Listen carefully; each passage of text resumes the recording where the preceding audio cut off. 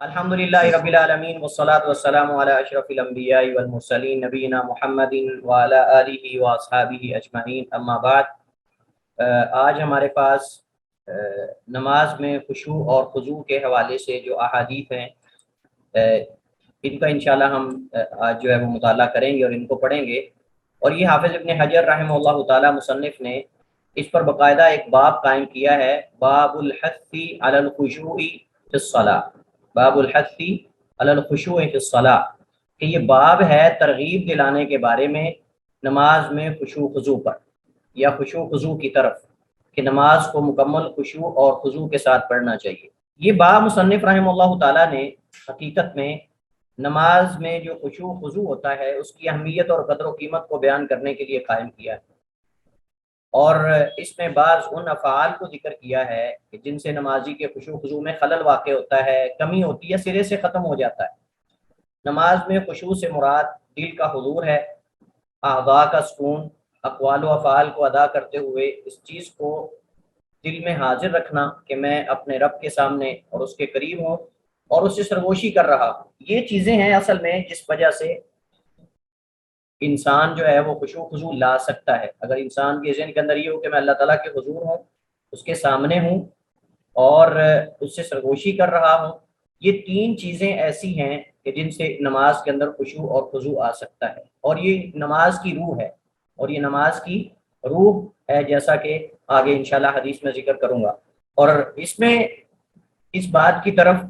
ایک دوسری حدیث سے ہمیں اشارہ بھی ملتا ہے کہ نبی کریم صلی اللہ علیہ وسلم نے فرمایا، جب آپ سے جبریل علیہ السلام نے پوچھا کہ مل احسان، احسان کیا ہے، تو انہوں نے کہا ان تعبد اللہ کأنک تراہ فإن لم تکن تراہ فإنہ یراک۔ احسان مخلوق کے ساتھ بھی ہے، احسان خالق کے ساتھ بھی ہے، لیکن اللہ تعالیٰ کی ذات کے ساتھ عبادت میں احسان ہے۔ اللہ تعالیٰ کی ذات کے ساتھ بھی ذاتی ہی احسان نہیں، اللہ تعالیٰ کسی کا محتاج نہیں ہے، وہ صمد ہے، لیکن عبادت میں احسان کا مطلب یہ ہے کہ ہم اللہ کی عبادت ایسے کریں جیسے اللہ کو دیکھ رہے ہیں۔ فإن لم تکن تراہ فإنہ یراک، اگر ہم نہیں دیکھ رہے تو کم از کم وہ اللہ ہمیں دیکھ رہا ہے۔ اور یہی ہے جس چیز کو یہاں میں نے ذکر کیا ہے کہ اللہ تعالیٰ کے قریب انسان اپنے آپ کو سمجھے، اس کے سامنے سمجھے، اور یہ سمجھے کہ میں اللہ تعالیٰ سے سرگوشی کر رہا ہوں، جیسا کہ اس کے بارے میں احادیث پر بھی ہے۔ خشوع خضوع جس قدر اس میں قلت ہوگی اس قدر نماز کی اجر میں کمی واقع ہوگی۔ اور اس میں ہوتا کیا ہے، خشوع خضوع میں دل کو تمام دنیاوی اشیاء سے مکمل طور پر اللہ تعالیٰ کے لیے فارغ کرنے کا نام خشوع خضوع ہے۔ حضرت عمار بن یاسر رضی اللہ تعالی عنہ کو روایت کرتے ہیں، فرماتے ہیں سمعت رسول اللہ صلی اللہ علیہ وسلم یقول، میں نے رسول کریم علیہ السلام کو یہ فرماتے ہوئے سنا، ان الرجل لینصرف وما کتب له الا عشر صلاته تسعها ثمنها سبعها سدسها اور سدسها خمسها ربعها ثلثها نصفها، کہ آدمی جب نماز پڑھ کے فارغ ہوتا ہے تو نہیں اس کے لیے لکھا جاتا مگر نماز کا 10واں حصہ، 9واں حصہ، 8واں حصہ، 7واں حصہ، 6واں حصہ، 5واں، چوتھا، تیسرا، یا اس کا نصف، او نصفها، یا اس کا نصف۔ تو یہاں سے پتہ چلتا ہے کہ بقدر خشوع اور خضوع حضور قلبی کے انسان کو نماز کا اجر ملتا ہے۔ اور کچھ ایسے بھی ہیں جیسے ایک دوسری حدیث کے اندر آتا ہے کہ نماز پڑھ کے فارغ ہوتے ہیں اور نماز ان کے منہ پر دے مار دی جاتی ہے، اس کے اندر خشوع اور خضوع نہ ہونے کی وجہ سے۔ انسان بالکل ہی نماز سے غافل ہو جائے، بالکل اس کا نماز کے اندر دھیان بالکل نہ ہو، تو ایسی نماز اللہ تعالیٰ کے ہاں قابل قبول نہیں۔ سے پتہ چلتا ہے کہ نماز میں خشوع خضوع کی بہت بڑی اہمیت ہے۔ یہ حدیث جو میں نے آپ کے سامنے ذکر کی، یہ سنن ابی داؤد میں حسن درجے کی حدیث ہے۔ اس باب میں ہمارے پاس سب سے پہلے دو حدیثیں ہیں، 239 اور 238 نمبر حدیث ابو ہریرہ رضی اللہ تعالیٰ عنہ۔ دوسری حدیث مصنف نے حضرت عائشہ رضی اللہ تعالیٰ عنہ کے طریق سے ذکر کی ہے، مکمل تو نہیں لیکن اس کے کچھ الفاظ ذکر کر کے کہا کہ امام بخاری کے ہاں ان الفاظ کا اضافہ ہے۔ تو پڑھیں، آپ میں سے کون پڑھے گا؟ سر میں پڑھتی ہوں۔ پڑھیے، بسم اللہ۔ عن ابی ہریرہ رضی اللہ تعالی عنہ قال نہا رسول اللہ صلی اللہ علیہ وسلم ان یصلی الرجل مختصرا متفق علیہ واللفظ لمسلم ومنعہ ان یجعل یدہ علی خاصرتی۔ اور وفی البخاری عن عائشہ رضی اللہ تعالی عنہ अन्न ज़ालिका फ़ीलुल यहूदी फ़ी सलातिहिम। सर मैं इसमें बुक से पढ़ा। यहूद। इस हदीस के रावी अबू हुरैरा हाँ रज़ियल्लाहु जी। ताला अन्हु हैं, फरमाते हैं नहा रसूलुल्लाह सल्लल्लाहु अलैहि वसल्लम अन युसल्ली अर्रजुलु मुख्तसिरन। ये इख्तसरा यख्तसिरु इख्तिसार बाब इफ्तिआल से है और खासिरा कहते हैं आदमी के पहलुओं को। आदमी के पहलू को खासिरा कहते हैं, जो कि इंसान की कमर और उसकी पुश्त के दरमियान वाला हिस्सा है, इसको अरबी में खासिरा कहते हैं। और मुख्तसरन उसकी कैफियत और हाल को बयान किया गया है कि आदमी, नबी अलैहिस्सलाम ने मना किया युसल्ली अर्रजुलु कि आदमी नमाज पढ़े मुख्तसरन, इस हाल में कि वो अपने दोनों हाथ अपने पहलुओं पे रखे हुए, यानी ये कैफियत को बयान किया गया, हालत को बयान किया गया कि अपने उस। तो इस हदीस में है नहा रसूलुल्लाह सल्लल्लाहु अलैहि वसल्लम अन युसल्ली अर्रजुलु मुख्तसरन, अल्लाह के नबी अलैहिस्सलाम ने मना किया कि आदमी नमाज पढ़े इस हाल में कि वो अपने पहलुओं पे अपने दोनों हाथ रखे हुए, इस तरह करके। ये तरीका जो होता है ना, जैसे हमारे यहाँ लोग खड़े हो जाते हैं इस तरह, तो ये इस तरह करके अपने पहलुओं के ऊपर दोनों हाथ रख के खड़े हो जाना नमाज के अंदर, ये मना है। ये हदीस बुखारी मुस्लिम में और ये अल्फाज सही मुस्लिम के। वमाना हु, आगे रावी की तरफ से इसकी वजाहत है और इसका माना ये है अन यजअला, या रावी की तरफ से है या फिर मुसन्निफ की तरफ से, अन यजअला यदहु अला खासिरती, कि वो, यानी ये मुख्तसरन की वजाहत की जा रही है, अन यजअला यदहु कि वो अपने हाथ रखे अला खासिरती, अपने पहलुओं पे, अपने पहलुओं पे। वफिल बुखारी, और बुखारी में हज़रत आयशा रज़ियल्लाहु ताला अन्हा से अल्फाज यही हैं कि अल्लाह के नबी अलैहिस्सलाम ने मना किया कि आदमी इस कैफियत में नमाज पढ़े, और फरमाया अन्ना ज़ालिका फ़िअलुल यहूद, के यहूद का फ़ेल, अन्ना ज़ालिका फ़िअलुल यहूद, के ये जो है वो यहूद का फ़ेल और तर्स अमल है कि यहूद ऐसा करते हैं। इस हदीस के अंदर सबसे पहले तो मर्द और औरत दोनों के लिए पहलू पर हाथ रखकर नमाज पढ़ने की मुमानत का बयान है, और ये नहीं जमहूर अहले इल्म के यहाँ कराहत के लिए। जमहूर कहते हैं कि ये मकरूह है, हराम नहीं है, लेकिन अहले ज़ाहिर जो है बाज़ वो कहते हैं कि हराम है। लिहाजा जिन उलमा के यहाँ, और जमहूर उलमा हैं उनके यहाँ ये नहीं जो है ये कराहत के लिए है, तो उनके यहाँ ऐसा करने से नमाज तो बातिल नहीं होगी, लेकिन नमाज के खुशू खुजू में खलल वाक़ होगा। तो इस मुनासबत से हाफिज इब्न हजर रहमतुल्लाह ताला ने हदीस इस बाब के तहत जिक्र की है कि ये उन चीज़ों में से एक है जिनकी वजह से नमाज के अजर में और खुशू खुजू में खलल वाक़ होता है। लेकिन खुशू खुजू में खलल वाक़ होने के सबब अजर में कमी आएगी, खुशू खुजू में खलल वाक़ होने के सबब अजर में कमी आएगी। हदीस में नहीं की वजह का बयान है कि इसमें यहूद के साथ मुशाबत है, यानी क्यों रोका गया है, क्योंकि यहूद के साथ मुशाबत है। और यहूद के साथ मुशाबत जो है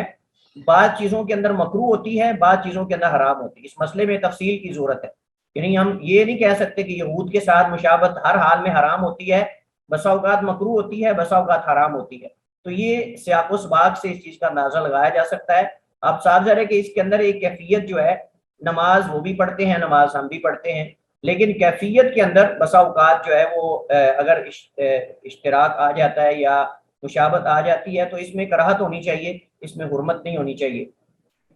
तो यहूद के अफ़आल की जो मुशाबत है हर हाल में हराम नहीं, बाज़ हालात में मकरूह होती है, बाज़ हालात में हराम होती है, लेकिन हमें बचना चाहिए, हमें बचना चाहिए, क्योंकि नबी अलैहिस्सलाम ने फरमाया खालिफुल यहूद वन नसारा, यहूद और नसारा की मुखालफत करो, यानी वो काम ना करो जो उनके साथ खास है, वो काम ना करो जो उनके साथ खास हैं। और इंशाल्लाह ये मसला अपनी जगह पर आएगा, किताबुल अतिमा वल अशरिबा, खाने और पीने की जो अहादीस हैं उसमें इंशाल्लाह हम चीज़ें जिक्र करेंगे इस हवाले से, लिबास में और इसी तरह ज़ेब व ज़ीनत की जो अहादीस हैं उनके अंदर। अगली हदीस पढ़े हज़रत अनस बिन मालिक रज़ियल्लाहु ताला अन्हु की। वअन अनस रज़ियल्लाहु अन्हु अन्ना रसूलुल्लाह सल्लल्लाहु अलैहि वसल्लम क़ाल इज़ा क़ुद्दिमल अशाउ फब्दउ बिही क़ब्ल अन तुसल्लुल मग़रिब, मुत्तफ़क़ुन अलैहि। अनस बिन मालिक रज़ियल्लाहु ताला अन्हु से रिवायत है, वो फरमाते हैं कि नबी अलैहिस्सलाम ने फरमाया इदा क़ुद्दिमल इशाउ, कि जब ईशा की नमाज, जब अशा, अशा आइन के फतह के साथ है, अशा रात के खाने को कहते हैं,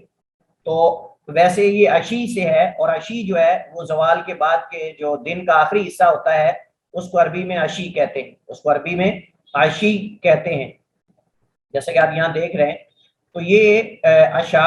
عین کے فتح کے ساتھ ہے، وہ کھانا جسے عشاء یا شام کے وقت کھایا جاتا ہے، اور عشی دن کے آخری حصے کو کہتے ہیں۔ تو چونکہ عرب رات کا کھانا شام سے پہلے کھا لیتے تھے، مغرب سے پہلے، تو اس وجہ سے اسے جو ہے وہ اس کو یہاں عشی کا لفظ دیا گیا، چونکہ عشی جو ہے اس کا اطلاق دن کے آخری حصے پر ہوتا ہے، دن کے آخری حصے یعنی زوال کے بعد والا جو حصہ ہے شام تک، اس کو عشی کہتے ہیں۔ تو حدیث میں اس چیز کا بیان ہے، اذا قدم، قدم یقدم سے مجہول ہے، قدم یقدم سے قدم یعنی جب پیش کیا جائے العشاء رات کا کھانا، فابدؤ به تو اس سے آغاز کرو، قبل ان تصلوا المغرب مغرب کی نماز پڑھنے سے پہلے، یعنی اگر نماز کا وقت قریب ہو اور تمہیں کھانا تمہارے پاس لایا جائے، پیش کر دیا جائے، تو پہلے کھانا کھا لو پھر نماز پڑھو، چونکہ آپ جانتے ہیں کہ انسانی فطرت ہے کہ انسان کو اگر بھوک لگی ہو خصوصاً، تو اگر کھانا سامنے ہو اور جا کے نماز پڑھ رہا ہو تو اس کا دھیان کھانے کی طرف ہوتا ہے، یہ ایک انسان کی نیچر ہے کھانے کی طرف، اور پھر خصوصاً جب انسان سارے دن کا بھوکا رہا ہو تو اس وقت پھر انسان کے خشوع خضوع میں خلل واقع ہوتا ہے، بھوک لگی ہو اور کھانا سامنے آ جائے اور اس کی خوشبوئیں جو ہیں وہ ناک کے ساتھ ٹکرا رہی ہوں اور اس کے رنگ جو ہے آنکھوں کے سامنے گھوم رہے ہوں مختلف قسم کے کھانے، تو پھر انسان کہے کہ نہیں اب میں نماز پڑھ لوں، تو نماز کے اندر خلل واقع ہوتا ہے۔ اس وجہ سے حدیث کے اندر یہ ہے کہ اگر کھانا رات کا آ جائے اور مغرب کا وقت ہو جائے تو پہلے کھانے کو مقدم کرو، اس کے بعد مغرب کی نماز پڑھو، چونکہ یہ نماز کے خشوع خضوع میں خلل واقع کر سکتا ہے، چونکہ یہ کھانا نماز کے خشوع خضوع میں خلل واقع کر سکتا ہے، تو اس وجہ سے اللہ کے نبی نے جو ہے وہ پہلے کھانے کو مقدم کرنے کا حکم دیا ہے۔ حدیث میں شام کے کھانے کو مقدم کرنے کا حکم یہ ندب کے لیے مندوب ہے، واجب نہیں، واجب نہیں، یہ مندوب ہے یعنی مستحب ہے۔ بعض اہل ظاہر کہتے ہیں واجب ہے، لیکن پہلا قول راجح ہے، کیونکہ تمام علماء کا اس پر اتفاق ہے کہ کھانا حاضر ہونے کے باوجود نماز پڑھنے والے کی نماز صحیح ہوگی، البتہ اس میں ہو سکتا ہے کہ کھانے کی طرف متوجہ ہونے کی وجہ سے نقص واقع ہو جائے، کھانے کو مقدم کرنے کی وجہ سے دل کا تمام دنیوی اشیاء سے فارغ ہو کر نماز کی طرف متوجہ ہونا یہ اصل میں ہے۔ بعض لوگوں کے ہاں نماز مقدم کرنے سے خشوع خضوع میں کمی آتی ہے، اس وجہ سے ان کے حق میں مکروہ، یعنی بھوک اور بھوک نہ ہونا اس اعتبار سے۔ بعض علماء نے بھوک کی شدت اور قلت اور کھانے میں رغبت نہ ہونے کو فرق کیا، یعنی بھوک کم ہو تو پھر تو چل جائے گا، اگر زیادہ ہو تو مشکل ہے، اس طرح رغبت زیادہ ہو کھانے میں تو پھر نماز نہیں پڑھنی چاہیے، اگر کم ہے تو نماز پڑھ لینی چاہیے۔ انشاءاللہ مزید ہم اس حوالے سے جو حدیث ہیں نماز میں مکروہ کام جو ہیں ان پر انشاءاللہ پڑھتے ہیں، نماز کے بعد بریک لیتے ہیں نماز کی، اور انشاءاللہ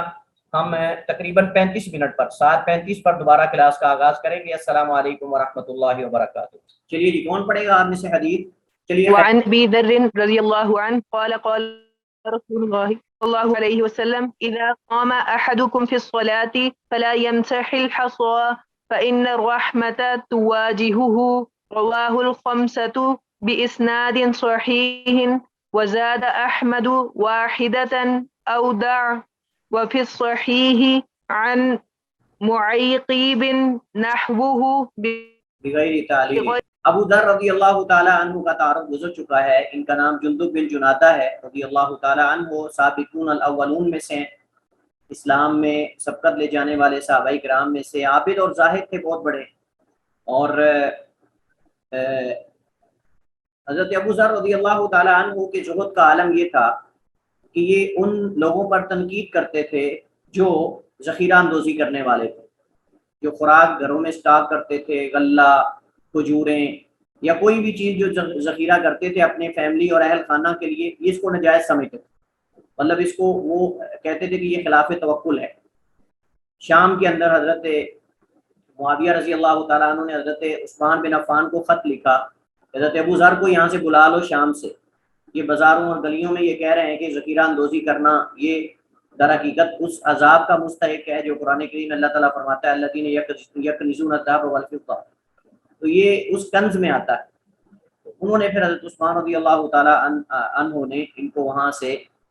شام سے جو ہے بلا لیا تھا۔ ابو ذر رضی اللہ تعالیٰ عنہ روایت کرتے ہیں، فرماتے ہیں رسول اللہ صلی اللہ علیہ وسلم نے فرمایا اذا قام احدکم فی الصلاۃ، جب تم میں سے کوئی ایک نماز میں کھڑا ہو، فلا یمسح الحصى، فلا تو یہ لا ناہیہ ہے، اس وجہ سے یہ جو ہے وہ مضارع مجزوم ہے اور آگے ملانے کے لیے اس کے نیچے کسرہ پڑا گیا ہے، الساکن اذا حرک بالکسر، کہ جب ساکن کو آگے حرکت دی جاتی ہے ملانے کے لیے تو کسرے کے ساتھ دی جاتی ہے، یہ قاعدہ اور اصول ہے۔ فلا یمسح الحصى، تو نہ وہ ہٹائے کینکریاں یا نہ چھوئے کینکریوں کو، یعنی کینکریوں کے ساتھ نہ کھیلے، فإن الرحمت پر بے شک رحمت تواجہ وہ اس سے اس کی طرف متوجہ ہوتی ہے، اس کی طرف متوجہ ہوتی ہے۔ رواہ الخمسۃ باسناد صحیح، اسے پانچوں نے روایت کیا صحیح سند کے ساتھ۔ لیکن یہ حافظ ابن حجر رحمہ اللہ تعالیٰ کا اپنا ایک حکم ہے، راجع بات یہ ہے کہ حدیث یہ ضعیف ہے، ان الفاظ کے ساتھ حدیث یہ ضعیف ہے۔ البتہ صحیح بخاری میں کینکریوں کو چھونے کے بارے میں یا ہٹانے کے بارے میں جو ممانعت ہے وہ صحیح بخاری میں ہے، لیکن یہ الفاظ جو ہے نا فإن الرحمۃ تواجہ کہ بے شک رحمت اس کو متوجہ ہوتی ہے اس کی طرف، یہ الفاظ صحیح حدیث سے ثابت نہیں ہیں، چونکہ اس حدیث کی سند میں کلام ہے۔ وزاد احمد، اور امام احمد نے اسی حدیث کے الفاظ میں اضافہ کیا ہے، واحدۃ او دع، یعنی اگر وہ چھونا چاہتا بھی ہے یا کینکریاں ہٹانا چاہتا ہی ہے مجبوراً تو پھر ایک بار اسے ہٹائے، بار بار نہ ہٹائے، ایک بار ہٹا لے لیکن بار بار نہ ایسا کرے، او دع یا چھوڑ دے، اگر ایک سے زائد بات کرنا چاہتا ہے تو پھر نہ کرے۔ فی صحیح، اور صحیح بخاری اور مسلم میں ان معیقیب، صحیح سے مراد ویسے تو بخاری لیکن صحیح مسلم میں بھی حدیث یہ موجود ہے، ان معیقیب نحو، معیقیب جو ہے یہ معیقیب ابن ابی فاطمہ ہے، معیقیب ابن ابی فاطمہ الدوسی ہیں رضی اللہ تعالی عنہ۔ یہ صحابی جو ہیں ہجرت سے پہلے مسلمان ہوئے تھے اور حبشہ کی طرف بھی ہجرت کی اور پھر مدینہ کی طرف بھی ہجرت کی۔ البتہ ان کے بدری ہونے کے بارے میں اختلاف ہے کہ کیا غزوہ بدر میں شریک ہو سکے یا تو اس کے بعد حبشہ سے مدینہ میں آئے تھے، اور ان کی وفات 40 ہجری میں ان کی وفات ہوئی رضی اللہ تعالی عنہ۔ تو ان سے انہی الفاظ کے ساتھ حدیث مروی ہے، نحوہ یعنی اسی طرح، بغیر تعلیل یعنی اس میں یہ ریزن اور وجہ بیان نہیں کی گئی کہ کیوں روکا گیا۔ فإن الرحمۃ تواجہ، یہ الفاظ صحیح بخاری میں نہیں ہے، اور اسی وجہ سے اس حدیث کو ضعیف قرار دیا گیا، پہلی حدیث کو جو کہ حضرت ابو ذر والی حدیث ہے۔ اب یہ حدیث ضعیف کیوں ہے؟ اس حدیث کی سند میں ابو الاحوص راوی ہے جو مقبول ہے، اس حدیث کی سند میں ابو الاحوص راوی ہے جو مقبول ہے، اور مقبول درجے کا راوی یعنی مقبول ایک ایسا درجہ ہے جو کہ تعدیل کے سب سے آخری درجات میں سے، تعدیل کا سب سے آخری درجہ مقبول ہے، اور مقبول راوی کی روایت اس وقت تک قابل قبول نہیں ہوتی جب تک اس کی مطابقت نہ آ جائے، کوئی اور راوی اس کی تائید کرنے والا نہ آ جائے تو اس کی کوئی مطابقت ثابت نہیں، ان الفاظ میں کوئی اور یہ الفاظ بیان نہیں کرتا سوائے اس کے ابو الاحوص کے، اور اس وجہ سے حدیث یہ ضعیف ہے ان الفاظ کے ساتھ۔ حافظ ابن حجر کا اس حدیث کو صحیح کہنا یہ محل نظر ہے۔ امام احمد نے جس حدیث کو روایت کیا ہے یعنی جس میں یہ الفاظ ہیں کہ ایک بار ایسا کر لے یا پھر چھوڑ دے، تو امام احمد کے ہاں جو حدیث کے الفاظ کا اضافہ ہے وہ حدیث بھی ضعیف ہے، اس کی سند میں محمد بن عبد الرحمن ابن ابی لیلہ راوی ہیں، ان میں کلام، محمد بن عبد الرحمن ابن ابی لیلہ یہ راوی اس میں کلام ہے، جس وجہ سے مسند احمد والی حدیث بھی ضعیف ہے۔ پھر بچتی آخر میں حدیث صحیح بخاری کی، آخر میں صحیح بخاری کی حدیث بچتی ہے، اور اس میں یہ ہے کہ جب تم میں سے کوئی نماز شروع کرے یا نماز پڑھے تو اپنے سجدے والی جگہ سے کینکریوں کو نہ ہٹائے، اپنی نماز والی جگہ سے کینکریوں کو نہ ہٹائے۔ بس اتنے الفاظ ہیں، باقی یہ جو آگے ہے فإن الرحمۃ تواجہ کہ رحمت اس کی متوجہ ہوتی ہے اس کی طرف، یہ الفاظ بخاری میں نہیں ہے، اور جن احادیث میں ہیں ان میں کلام ہے، اور جن احادیث میں ہیں ان میں کلام ہے۔ تو فلا یمسح الحصا کا مطلب حصا چھوٹی چھوٹی کینکریوں کو کہتے ہیں، جو چھوٹے چھوٹے پتھر ہوتے ہیں، سنگریزے بھی ان کو کہتے ہیں، کینکریاں بھی کہتے ہیں، اسٹون بھی کہتے ہیں ان کو، تو یہ جو چھوٹی چھوٹی کینکریاں ہوتی ہیں ان کو حصا کہتے ہیں،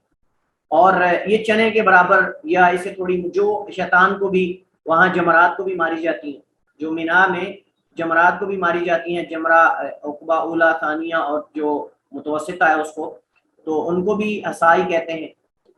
تو سجدہ کرتے وقت ان کو برابر نہ کرے، مطلب ان کے ساتھ مشغول نہ ہو جائے۔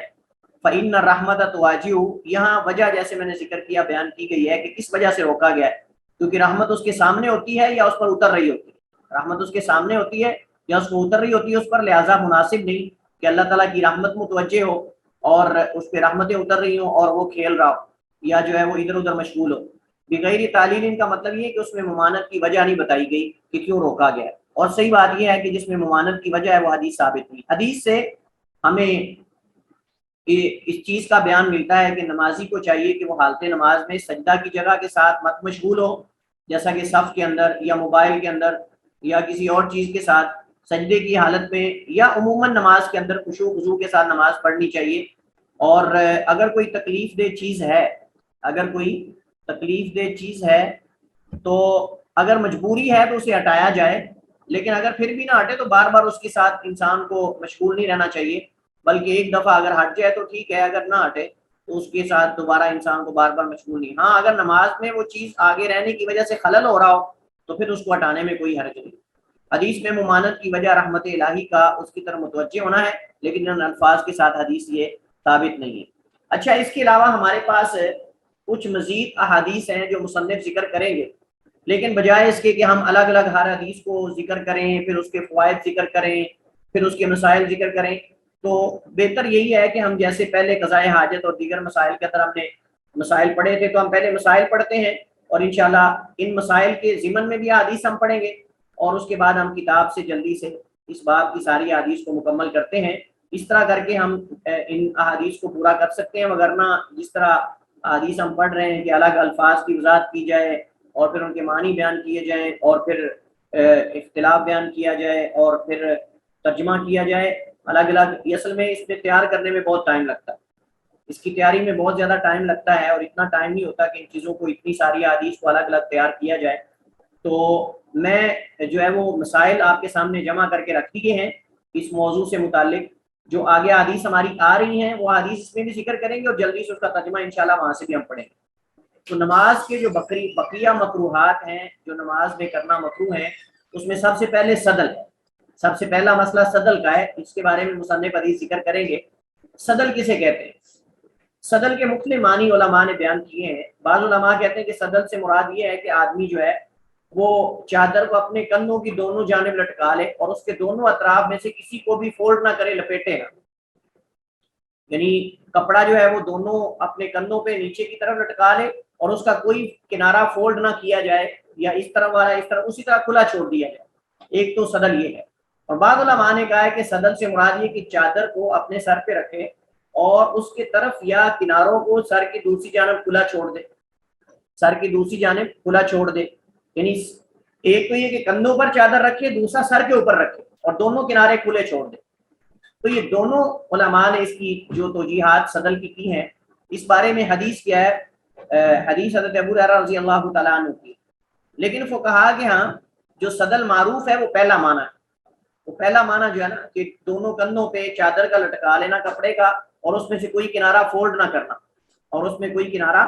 اس طرف والا اس طرف یا اس طرف والا اس طرف فولڈ نہ کرنا، یہ صدل۔ اس کا مطلب یہ کہ اگر سر پہ ہو یا کندھے پہ ہو اور ایک کنارہ فولڈ کیا ہوا ہو تو یہ صدل میں شمار نہیں ہوگا۔ اور وجہ کیا ہے؟ وجہ یہ ہے کہ انسان کو نماز میں یہ مشغول کر دیتا ہے یہ طریقہ، کپڑا جب بار بار دونوں کنارے لٹک رہے ہوں گے ان کو اوپر کرے گا نیچے کرے گا، تو اس طرح کر کے نماز میں انسان جو ہے وہ مشغول ہو جاتا ہے اس چیز کے ساتھ، اور اس سے نماز میں خلل واقع ہوتا ہے۔ حضرت ابو ہریرہ رضی اللہ تعالیٰ عنہ سے روایت ہے، فرماتے ہیں ان النبی صلی اللہ علیہ وسلم نہا عن الصدل فی الصلاۃ، اللہ کے نبی نے نماز میں صدل سے منع کیا۔ اللہ کے نبی علیہ السلام نے نماز میں صدل سے منع کیا، اور صدل میں بتا چکا ہوں کہ اپنے دونوں کندھوں پر یعنی گردن کے پیچھے سے دونوں کندھوں پر کپڑا جو ہے وہ لٹکا لینا اور اس کے دونوں کناروں میں سے کوئی کنارہ فولڈ نہ کرنا، یہ اصل میں صدل ہوتا ہے۔ ایک ہے سما، سما بھی حدیث کے اندر اس سے بھی روکا گیا ہے، اس کے بھی کئی ایک معنی بیان کیے گئے ہیں، جن میں سے زیادہ صحیح ہے کہ اپنے جسم پہ اس طرح کپڑے کو لپیٹ لیا جائے کہ اس میں کوئی مخرج یا نکلنے کی جگہ نہ ہے، یعنی کپڑے کو پورے بدن پر اس طرح لپیٹ لینا کہ اس میں سے ہاتھ بھی نہ نکل سکے، انسان حرکت بھی نہ کر سکے، اس میں گرنے کا خطرہ ہے، خصوصاً جب انسان رکوع میں جاتا ہے یا رکوع سے اٹھتا ہے، سجدے سے اٹھتا ہے، تو اس میں گرنے کا خطرہ ہوتا ہے کہ اس کے ہاتھ بھی حرکت نہیں کر رہے، پورا جسم اس کا یعنی پورے جسم پر ایک ہی چادر کو لپیٹ لینا۔ چونکہ عرب کے ہاں کپڑے کی قلت ہوتی تھی اس زمانے کے اندر، صحابہ کرام بہت جو ہے وہ غریب تھے، غربت کا عالم تھا، اور کپڑے بسا اوقات پہننے کو ملتے ہی نہیں تھے، اور ایک ایک کپڑا پورے بدن پر لپیٹا ہوتا تھا، تو اس میں پھر قباحت یہ ہوتی تھی کہ جب ہاتھ نکالنے ہوتے تھے ایک تو سطر ننگا ہو جاتا تھا، شرمگاہ سے کپڑا اٹھ جاتا تھا، جب ایک ہی کپڑا پورے بدن پر ہوگا تو جب وہ ہاتھ نکالے گا تو صاف ظاہر ہے کہ نیچے سے ہاتھ نکالے گا، تو اس طرح ہو سکتا ہے لا علمی میں لا شعوری میں مطلب وہ لوگوں کے سامنے کپڑا اوپر اٹھا دے اور پتہ ہی نہ چلے، تو اس کا سطر شرمگاہ ننگی ہو جائے، یا پھر یہ ہو سکتا ہے کہ اس کو مطلب کہ سجدے یا رکوع میں جاتے ہوئے وہ آدمی جو ہے وہ منہ کے بل گر جائے یا اٹھتے ہوئے منہ کے بل گر جائے، تو یہ ایسی کیفیت بھی بن سکتی ہے۔ تو اس انداز میں بدن پر کپڑے کو لپیٹ لینا کہ اس میں سے کوئی مخرج نہ رہے، نکلنے کی جگہ نہ رہے ہاتھ وغیرہ کے، اس کو سما کہتے ہیں۔ اور یہ سمن سے ہے، جیسے کہتے ہیں سمن بکمن، تو سم بھی اس وجہ سے کہتے ہیں چونکہ کان کے پردے بند ہو جاتے ہیں اور اس کے اندر کوئی آواز جاتی نہیں، تو بند ہو جانا اس وجہ سے سما یعنی وہ کپڑا جس کا کوئی جو ہے وہ نکلنے کی جگہ نہ ہو، مخرج نہ ہو، بازو نہ ہو، کوئی چیز نہ ہو، یہ اس لیے مکروہ ہے کیونکہ اس میں آدمی کا نماز میں حرکت کرنا یا اچھے طریقے سے رکوع سجود کرنا مشکل ہو جاتا ہے۔ جب ایک ہی کپڑا پورے بدن پہ ہوگا تو اچھی طرح رکوع نہیں کر سکیں گے، آپ اچھی طرح رفع الیدین نہیں کر سکیں گے، آپ جو ہے وہ سجدہ صحیح نہیں کر پائیں گے، سجدے سے اٹھ نہیں پائیں گے، صحیح تشہد نہیں بیٹھ سکیں گے، کئی اور مسائل۔ اور اسی سے ملتا جلتا مسئلہ تنگ پینٹ کا ہے، اتنی تنگ پینٹ ہو کہ انسان صحیح طریقے سے تشہد بھی نہ بیٹھ سکے، ایسی پینٹ کا کوئی فائدہ نہیں، انسان صحیح طریقے سے نہ رکوع کر سکے، نہ سجدہ کر سکے، اور نہ جو ہے وہ تشہد بیٹھ سکے۔ بہت ساری پینٹیں ایسی ہوتی ہیں کہ میں دیکھ کر حیران ہو جاتا ہوں کہ اس میں بندے داخل کیسے ہوتے ہیں، میں تو دیکھ کر حیران ہو جاتا ہوں کہ وہ اتنی تنگ پینٹ ہے کہ اس کے اندر داخل کیسے ہو گیا بندہ، یعنی مجھے اور تو کوئی مسئلہ نہیں، لیکن مجھے کم از کم وہ یہ بندہ یہ بتا دے کہ اس میں داخل کیسے ہوا جاتا ہے، اتنی تنگ پینٹ کہ اس میں کیسے ٹانگیں چلی جاتی ہیں اور کیسے بندہ اس کے اندر چلا جاتا ہے، میں حیران ہو جاتا ہوں دیکھ کے بعض بندوں کو۔ اور بعض بندے ویسے بھی سنگل پسلی ہوتے ہیں اور اوپر سے پینٹ اتنی تنگ پہن لیتے ہیں، وہ لگتا ہے جیسے کوئی لکڑی کو چھڑی جا رہی، کوئی چھڑی نہیں ہوتی جیسے وہ جا رہی ہوتی ہے۔ تو یعنی انسان اپنے بدن کے مطابق اپنی شکل و صورت کو بھی دیکھے تھوڑا سا، یہ نہ کہ کسی انگریز کو دیکھ کر جو ہے اس کی طرح کا لباس بنا لے لیکن چلتے ہوئے ایسے لگے جیسے کوئی چھڑی جا رہی ہوتی ہے، باریک سی چھڑی، باریک سا درخت جیسے خشک ہوا ہوتا ہے۔ تو اپنے بدن کو، اپنی جسامت کو دیکھ کر نقالی کرنی ہے تو کم از کم بندہ تھوڑا یہ بھی دیکھے کہ میں لگ کیا رہا اور میں مطلب کہ لوگ میرے بارے میں کیا کہیں۔ اللہ جانتا ہے بسا اوقات وہاں حرم میں مسجد نبوی میں ہوتے ہوئے، چونکہ وہاں ہر جنس نیشنلٹی کے لوگ آتے ہیں، مطلب مختلف جنسیات کے لوگ آتے ہیں، تو وہاں کئی دفعہ نمازی آگے والے کے سامنے دیکھنا، مطلب نماز خراب ہو جاتی بندے کی کہ اس کی شرمگاہ سے جب سجدے میں جاتا ہے تو آدھی پینٹ نیچے ہو جاتی ہے، اوپر سے شرٹ بھی تنگ ہوتی ہے اور نیچے کوئی بنیان وغیرہ بھی نہیں پہنی ہوتی، اور نیچے کوئی بعض لوگوں نے انڈر ویئر بھی نہیں پہنا ہوتا۔ یہ میں چیزیں اس وجہ سے ذکر کر رہا ہوں کہ کہیں ہم اس کا شکار نہ ہو جائیں۔ یہ خباثت ہے پینٹ بنانے والوں کی، بعض لوگوں کی، کہ وہ پینٹ بناتے ہیں اس قدر اس کے اندر سے سلائی کرتے ہیں کہ وہ اوپر نہ ہو سکے، وہ اوپر نہ ہو سکے۔ ہمیں انہوں نے ننگا کر دیا، مسلمانوں کو، ہمارے سطروں کو ننگا کر دیا، لیکن ہم اس طرف دھیان ہی نہیں کرتے، یعنی ہم وہ پینٹیں پہنتے ہیں جو اوپر ہی نہ ہو سکیں۔ تو اس کا نتیجہ پھر یہ نکلتا ہے کہ اگر بائک خراب ہو جائے، بائک بنا رہا ہے تو پیچھے سے پینٹ نیچے اتری ہوئی ہے، نماز پڑھ رہا ہے تو پینٹ نیچے اتری ہوئی ہے، کہیں اور کسی کے سامنے پانی پی رہا بیٹھ کے تو پینٹ نیچے اتری، مجھے بتائیں یہ سطر ڈانپتا ہے مسلمان کا؟ تو خدا را اگر پینٹ پہننے کا شوق ہے تو ایسی پینٹ پہننی چاہیے کہ جس سے انسان کا سطر ننگا نہ ہو۔ اگر شرٹ پہننی تو اتنی تنگ نہ ہو کہ جب انسان رکوع میں جائے تو پیچھے سے مطلب کہ پینٹ بھی نیچے ہو جائے اور شرٹ بھی اوپر ہو جائے، ایسا نہیں ہونا چاہیے۔ یہ میں اپنی آنکھوں سے ایک نہیں بیسیوں بندے دیکھ چکا ہوں وہاں مسجد کے اندر، مسجد نبوی کے اندر نماز دوسروں کی خراب کرتے ہیں۔ یہ ہمیں اس چیز کا خیال کرنا چاہیے۔ چلیں، بعض لوگ ہوتے ہیں وہ کہتے ہیں مجھے کیا ہے، لیکن دوسروں کا تو خیال کرنا چاہیے، پیچھے والے جو نمازی کھڑے ہوئے ہیں ان کا تو خیال کرنا چاہیے۔ بلکہ بڑی دلچسپ بات یہ ہے کہ احناف کے ہاں اگر آگے سامنے شرمگاہ مطلب کسی کی نظر آ جائے تو نماز ٹوٹ جاتی، نماز باطل ہو جاتی ہے۔ تو اس کا مطلب یہ ہے کہ جو ہمارے حنفی بھائی ہیں ان کی تو ساروں کی نمازیں باطل کر دیتا ہے وہ بندہ جس کا صدر ننگا ہو جاتا ہے۔ خدارا پینٹ پہننے کا شوق ہو کسی بندے کو تو ایسی پینٹ پہنے کہ تھوڑی ججتی بھی ہو اور سطر بھی ڈانپے اور اس میں ریلیکس رہے بندہ، ریلیکس رہے، ایسے نہ ہو کہ جیسے قومے کے اندر بندہ کھڑا ہوا ہے۔ حضرت ابو سعید خدری رضی اللہ تعالی عنہ روایت کرتے ہیں انہ قال، انہوں نے کہا نہا رسول اللہ صلی اللہ علیہ وسلم عن اشتمال الصماء، اللہ کے نبی علیہ الصلوۃ والسلام نے اپنے جسم کے گرد کپڑا لپیٹنے کو منع کیا، یعنی اس انداز میں اشتمال کہتے ہیں لپیٹنے کو، اور سما یعنی پورا ایک جسم پر ایک ہی کپڑا لپیٹنے سے اللہ کے نبی علیہ الصلوۃ والسلام نے منع کیا ہے، اس انداز میں لپیٹا جائے کہ اس میں سے نکلنے کی کوئی جگہ نہ رہے۔ اسی طرح تیسری جو مکروہ چیز ہے نماز میں وہ یہ ہے کہ آدمی کا نماز میں اپنے منہ کو ڈانپ لینا، آدمی کا نماز میں اپنے منہ کو ڈانپنا یہ مکروہ ہے۔ لیکن اگر کوئی مجبوری ہو، جیسا کہ پچھلے دنوں میں کورونا کے ایام میں بعض علماء کا سعودی عرب کے اندر تو بلکہ لازم تھا، سعودی عرب کے اندر تو مسجد میں جانے کے لیے ماسک پہننا لازم تھا، اگر کسی کے منہ پر ماسک نہیں تو اس کو باہر نکلنے کی اجازت نہیں، اب قانون بن گیا صاحب ظاہر ہے، اور علماء نے اجازت بھی دی. لیکن یہ معاملہ ویسے بڑا عجیب سا ہے. آپ لوگوں میں سے بھی کچھ لوگ میڈیکل کے شعبے سے تعلق رکھتے ہوں گے کہ جب ماسک پہنا جاتا ہے تو اس ماسک کے اندر جب انسان سانس لیتا ہے تو وہی جراثیم اس کے اپنے اندر جا رہے ہیں. اور یعنی بہت سارے مسائل ہیں جس کے بارے میں آج تک مطمئن نہیں ہو سکا. لیکن ماسک ایک بندے نے لیا ہے اور ماسک کو پہن رہا ہے, وہی اس کے منہ کے جراثیم جو ہیں بجائے اس کے کہ وہ باہر نکلے وہ اس کے اندر ہی جا رہے ہیں. تو یہ مسئلہ بہرحال, لیکن بہرحال اب صاحب کہ جب قانون بن گیا تب اس قانون کی پاسداری کرنا اور مطلب اس پہ عمل درآمد کرنا یہ تو صاحب ضروری تھا. تو لوگ نماز کے اندر ماسک پہن کے نمازیں پڑھتے رہیں تو یہ مکروہ ہے, اس سے نماز باطل نہیں ہوتی. تو بلا ضرورت پہننا نہیں چاہیے, بلا ضرورت منہ کو ڈھانپنا نہیں چاہیے. لیکن اگر کوئی ضرورت ہو, مجبوری ہو, مثلا کسی کے منہ خراب ہے یا کوئی اور وجہ ہے تو انشاءاللہ کوئی حرج نہیں ہے. مجبوری کی صورت میں پہنا جا سکتا ہے ماسک وغیرہ, یا کوئی اور چیز بھی, کپڑا وغیرہ بھی لیا جا سکتا ہے اگر کوئی عذر ہو. بصورت دیگر لینا مکروہ ہے. حضرت ابو ہریرہ رضی اللہ تعالی عنہ سے روایت ہے, فرماتے ہیں نہا عن الصدل فی الصلاۃ ان رسول اللہ صلی اللہ علیہ وسلم, بے شک رسول اللہ صلی اللہ علیہ وسلم نے نہا عن الصدل فی الصلاۃ, آپ نے نماز میں صدل سے منع کیا. اور صدل کی تعریف ہم پڑھ چکے ہیں کہ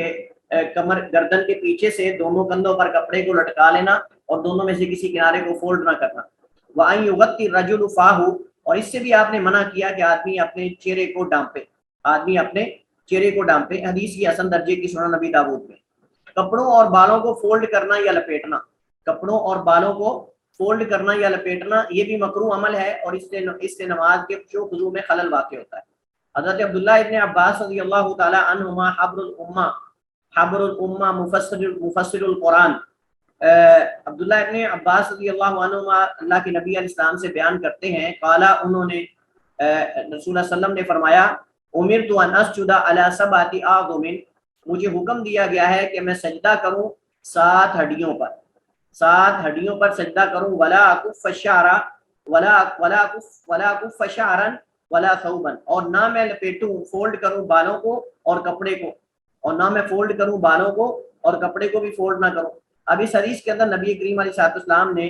2 چیزوں کی طرف اشارہ کیا. ایک تو یہ ہے کہ 7 اعضاء پہ سجدہ ہونا چاہیے, جو بندہ 7 اعضاء پہ سجدہ نہیں کرتا اس کا سجدہ جو ہے وہ سجدہ شمار نہیں ہوگا. اور یہ 7 اعضاء 7 ہڈیاں کون سی ہیں؟ 2 ہاتھ ہیں, 2 پاؤں ہیں, پاؤں کے جو آگے والا حصہ ہے, 2 گھٹنے ہیں, 6 ہو گئے, اور ایک چہرہ اور ناک. چہرہ اور ناک دونوں ایک عضو ہے, لہٰذا ان دونوں کا بھی زمین پہ لگنا چاہیے, دونوں ہاتھوں کا بھی لگنا چاہیے, دونوں گھٹنوں کا بھی لگنا چاہیے, اور دونوں پاؤں کا بھی سجدے کی حالت میں زمین پہ لگنا چاہیے. اگر کوئی آدمی ناک نہیں لگاتا یا چہرہ نہیں لگاتا تو اس کا سجدہ ناقص ہے, اس کا سجدہ ناقص. ولا اکف شعرا ولا ثوبا, اور مجھے اس سے بھی منع کیا گیا ہے کہ میں بالوں کو یا کپڑے کو لپیٹوں. یہاں کچھ مسائل ہیں اس موضوع سے متعلق کہ کپڑے لپیٹنے میں کیا پینٹ اگر لمبی ہو, اگر شلوار لمبی ہو تو کیا اسے فولڈ کرنا چاہیے کہ نہیں. اب اس بارے میں بعض علماء تو ظاہر, جیسے لکیر کے فقیر کہتے ہیں, بعض تو ظاہر حدیث کو لے کر کہتے ہیں کہ بھائی پینٹ جتنی بھی بڑی ہو اس کو نماز کی حالت میں فولڈ نہیں کرنا چاہیے, کیونکہ وہ اس حدیث میں آتا ہے, اس حدیث کا مصداق بنتا ہے. چونکہ آپ نے کہا کہ مجھے کپڑا لپیٹنے سے منع کیے گا, لیکن صحیح بات یہ ہے کہ اس کپڑا لپیٹنے سے مراد شلوار یا تہ بند کا اوپر کرنا نہیں, بلکہ اس سے مراد دیگر, مطلب بازو کوئی بندہ نماز کی حالت میں ایسے کر کے فولڈ کر لے اور اس کا نماز پڑھ لے, یہ تکبر کی علامت ہے. اسی طرح جو ہے وہ نماز کی حالت میں کپڑے کو فولڈ کرتے رہنا, اس کے ساتھ کھیلتے رہنا, کبھی ادھر کرنا کبھی ادھر کرنا, تو یہ اصل میں منع کیا گیا جس سے نماز کے خشوع خضوع میں خلل آتا ہو. باقی جو شلوار ٹخنوں سے اوپر کرنا ہے اس سے تو نماز میں خشوع خضوع بڑھتا ہے, خلل نہیں واقع ہوتا ہے, اس سے نماز میں خشوع خضوع بڑھتا ہے. اور دوسری بات یہ ہے کہ اللہ کے نبی علیہ السلام نے ہر حال میں ٹخنوں سے شلوار کو اوپر رکھنے کا حکم دیا. نبی کائنات صلی اللہ علیہ وسلم نے ہر حال میں ٹخنوں سے مردوں کو جو ہے وہ کپڑے اور تہ بند کو اوپر رکھنے کا حکم دیا, اور اس کے بارے میں اللہ کے نبی نے بڑی سخت وعید سنائی ہے. تو لہٰذا ہم یہ کہتے ہیں کہ صرف نماز کے اندر اس کا اہتمام نہیں کرنا چاہیے, بلکہ ہمیں ہر حال میں مردوں کو ٹخنوں سے اوپر کپڑے کو رکھنا چاہیے, اور کسی مقبہ فکر کے ساتھ خاص کر کے اس سنت کو نظر انداز کر دینا یہ قبیح ترین عمل ہے. یعنی ہمارے بہت سارے مسلمان بھائی اس وجہ سے ٹخنوں سے شلوار اوپر نہیں کرتے چونکہ فلاں مقبہ فکر کے لوگ اوپر رکھتے ہیں, لہٰذا اگر میں کروں گا تو لوگ مجھے وہابی کہیں گے, لوگ مجھے فلاں کہیں گے. یہ حدیث سے چڑ ہے, یہ حدیث سے نفرت ہے. ایسا نہیں کرنا چاہیے بھائی. مکتبہ فکر والے کرتے ہیں تو اس کا مطلب ہم حدیث کو چھوڑ دیں گے, ہم سنت کو چھوڑ دیں گے. جیسے میں نے پہلے ذکر کیا, بہت سارے لوگ صف کے ساتھ صف کو نہیں ملاتے اس وجہ سے کہ چونکہ فلاں مکتبہ فکر کے صف بندی کرتے ہیں, سب ملاتے ہیں, لہذا ہم تو نہیں کریں گے. حالانکہ ان کو پتہ ہے حدیث کا سب علم ہے, صرف ہٹ درمی اور تقلید, صرف ہٹ درمی اور تقلید ہے, اس کے علاوہ کچھ بھی نہیں ہے. اب مجھے بتائیے کہ نبی کائنات صلی اللہ علیہ وسلم فرما رہے ہیں کہ اپنے تہ بند کو, اپنی شلوار کو ٹخنوں سے اوپر رکھا کرو, جتنا حصہ نیچے ہوگا اتنا آگ میں قیامت کو جہنم میں جلایا جائے گا, اتنا پاؤں جو ہے وہ جہنم میں جلایا جائے گا جتنا حصہ تہ بند کا نیچے ہوگا. اور ایک حدیث میں نبی علیہ السلام نے فرمایا ثلاثۃ لا یکلمهم اللہ یوم القیامۃ ولا ينظر الیہم ولا یزکیہم ولہم عذاب علیم, کہ 3 قسم کے لوگ ایسے ہیں اللہ تعالیٰ نہ تو ان سے کلام کرے گا محبت اور رحمت کی, نہ ان کی طرف رحمت اور محبت کی نگاہ سے دیکھے گا, نہ ان کا تزکیہ نفس کرے گا, نہ ان سے کلام کرے گا, اور ان کے لیے دردناک عذاب ہے. اب یہ 4 سزائیں بیان کی گئی ہیں اس حدیث کے اندر. سب سے پہلے فرمایا المنان, احسان جتلانے والا. دوسرا فرمایا المسبر ازارہ, اپنے تہ بند کو ٹخنوں سے نیچے لٹکانے والا. یہاں تکبر اور غیر تکبر کی بات نہیں ہو رہی. بعض کہتے ہیں جی تکبر ہو تو پھر منع ہے, اگر تکبر نہ ہو تو پھر تو کوئی حرج نہیں, لٹکا لینا چاہیے. اللہ کے نبی نے تو حدیث کے اندر نہیں کہا کہ تکبر ہو یا تکبر نہ ہو. اور ایک حدیث کے اندر مطلق ذکر ہے, جو بھی کپڑے کا حصہ نیچے ہوگا اتنا آگ میں جلایا جائے گا. تو لہٰذا اللہ کے نبی نے فرمایا جو اپنے تہ بند کو ٹخنوں سے نیچے لٹکاتا ہے, اللہ نہ تو اس سے کلام کرے گا, نہ اس کی نظر رحمت سے دیکھے گا, نہ اس کا تزکیہ نفس کرے گا, اس کے لیے دردناک عذاب. اور حضرت عبداللہ ابن حضرت عمر رضی اللہ تعالیٰ عنہ, آخری وقت ہے, شہادت کا وقت ہے, اور حالت کی حضرت عمر فاروق رضی اللہ تعالیٰ عنہ کی کہ ان کو جب منہ کی طرف سے کوئی خوراک ڈالی جاتی ہے تو زخموں سے نکل رہی, یعنی اتنا زخمی تھے کہ وہ پیٹ کے اندر وہ خوراک رکتی نہیں بلکہ زخموں سے باہر نکلتی جا رہی.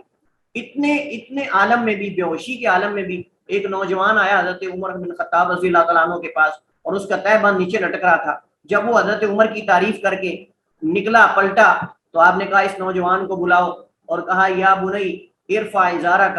فإنہ اتقى لربک وانقى لثوبک, اپنے تہ بند کو اوپر کرو کیونکہ یہ اللہ سے ڈرنے کے زیادہ لائق ہے اور کپڑا بچانے کے زیادہ لائق ہے. اس سے تمہارا کپڑا بھی بچے گا اور اس سے اللہ رب العالمین کا تقویٰ بھی تمہیں حاصل ہو جائے گا. تو مجھے بتائیے امیر المومنین حضرت عمر نے تو نہیں پوچھا اسے کہ بھائی تیرے اندر تکبر ہے کہ نہیں ہے؟ تو یہ ہیلے کر کے, یہ جو ہے وہ مطلب کہ بہانے کر کے تہ بند کو نیچے کر لینا شلوار کو کہ بھائی میرے اندر کون سا تکبر ہے. تو بھائی مجھے بتائیے کہ جب حدیث کے اندر آ گیا کہ اللہ کے نبی نے منع کر دیا ہے تو اس کے باوجود بھی نیچے لٹکانا اور کہنا کہ میرے اندر کون سا تکبر ہے, یہ تو تکبر ہے اصل میں. یعنی حدیث کے اندر جب اللہ کے نبی نے منع کر دیا اور آپ کو پتہ بھی چل گیا تو پھر آپ اوپر نہیں کر رہے, تو یہ اوپر نہ کرنا بھی تو تکبر ہے, اور حدیث کو نہ ماننا بھی تو تکبر ہے. یعنی ٹھیک ہے کہ آپ تہ بند تو نیچے اس وجہ سے نہیں لٹکا رہے کہ آپ کے اندر تکبر نہیں, لیکن اللہ کے نبی کی حدیث کو چھوڑ کر جان بوجھ کے نیچے کرنا تو یہ بھی تو تکبر, بلکہ بہت بڑا تکبر ہے. یہ نبی علیہ السلام کی حدیث کی ویلیو ہی نہیں اس بندے کے سامنے. تو اس وجہ سے اس مسئلے میں تفصیل ہے,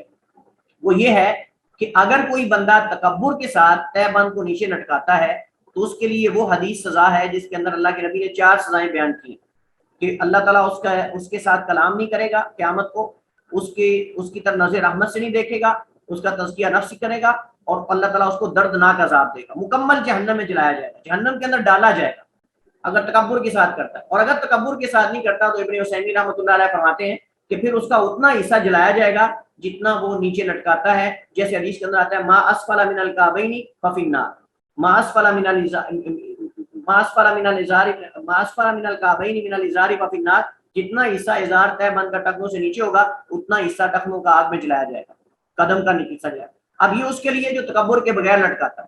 تیسری حالت یہ ہے کہ ایک بندہ جو ہے وہ اوپر کرنے کی کوشش کرتا ہے لیکن اس کے باوجود نیچے چلا جاتا ہے, پھر اوپر کرتا ہے پھر نیچے چلا جاتا ہے, دبلا ہونے کی وجہ سے, دبلا پتلا یا زیادہ موٹا ہونے کی وجہ سے, پیٹ بڑا ہونے کی وجہ سے. تو یہ اس حدیث کا وعید نہیں, یہ گناہ گار نہیں, یہ معذور ہے, یہ گناہ گار نہیں, یہ معذور ہے, اور انشاءاللہ اس کو اللہ تعالیٰ معاف کرنے والا ہے. حضرت ابو بکر رضی اللہ تعالیٰ عنہ نے اللہ کے نبی صاحب سے پوچھا تھا کہ اللہ کے رسول میں اپنے تہ بند کو اوپر کرتا ہوں لیکن نیچے ہو جاتا ہے. اب میں ابو بکر تم ان میں سے نہیں ہو, ابو بکر تم ان میں سے نہیں ہو, یعنی تم تو اوپر کرتے ہو لیکن تمہارا نیچے چلا جاتا ہے تہ بند. تو اوپر کرنے والا اگر کوشش کرتا ہے لیکن نیچے چلا جاتا ہے تو یہ گناہ گار نہیں, لیکن جان بوجھ کے تہ بند کو نیچے لٹکانا، حالانکہ حدیث کا علم بھی ہو جائے تو یہ کبر ہے، یہ تکبر ہے، اور یہ تکبر کی علامت ہے. ہمارے اندر یہ نہیں ہونا چاہیے. اسی طرح کسی خاص مکتبہ فکر کی وجہ سے حدیث کو چھوڑ دینا کہ فلاں مکتبہ فکر کے لوگ تہ بند کو اوپر رکھتے ہیں چواروں کو، لہٰذا اگر میں کروں گا تو لوگ مجھے وہابی کہیں گے. یہ اصل میں حقیقت میں اللہ کے نبی سے مکمل محبت نہیں. اللہ کے نبی سے محبت نہیں. دنیا اگر جو مرضی کہے، آپ نے حدیث کو سمجھ کر حدیث پر عمل کر کے کرنا ہے کہ آپ نے مکتبہ فکر کی وجہ سے کرنا.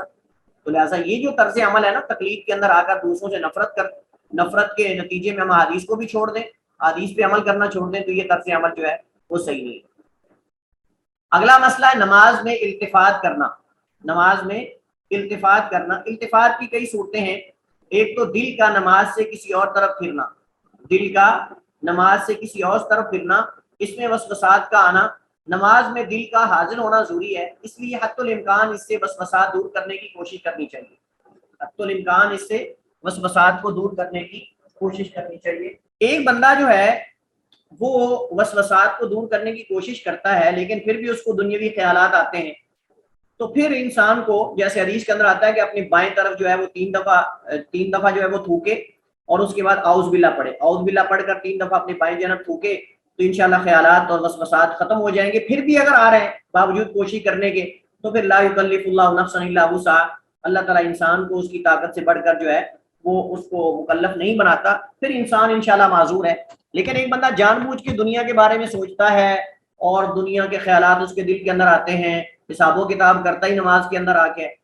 مطلب اس کو سارے خیالات آتے ہی نماز کے اندر ہے، تو اس بندے کو چاہیے کہ وہ کوشش کرے اپنے اندر سے ان خیالات اور وسوسات کو مٹانے کی. کیونکہ حقیقت کے اندر حدیث کے اندر آتا ہے کہ جب انسان نماز میں کھڑا ہوتا ہے تو ایک شیطان ہے جس کا نام ہے خنزب، ایک خنزب نامی شیطان ہے، وہ آ کر انسان کو اس کی نماز میں خلل ڈالتا ہے. کبھی کہتا ہے کہ آپ نے جو ہے وہ 2 رکعت پڑھی ہیں،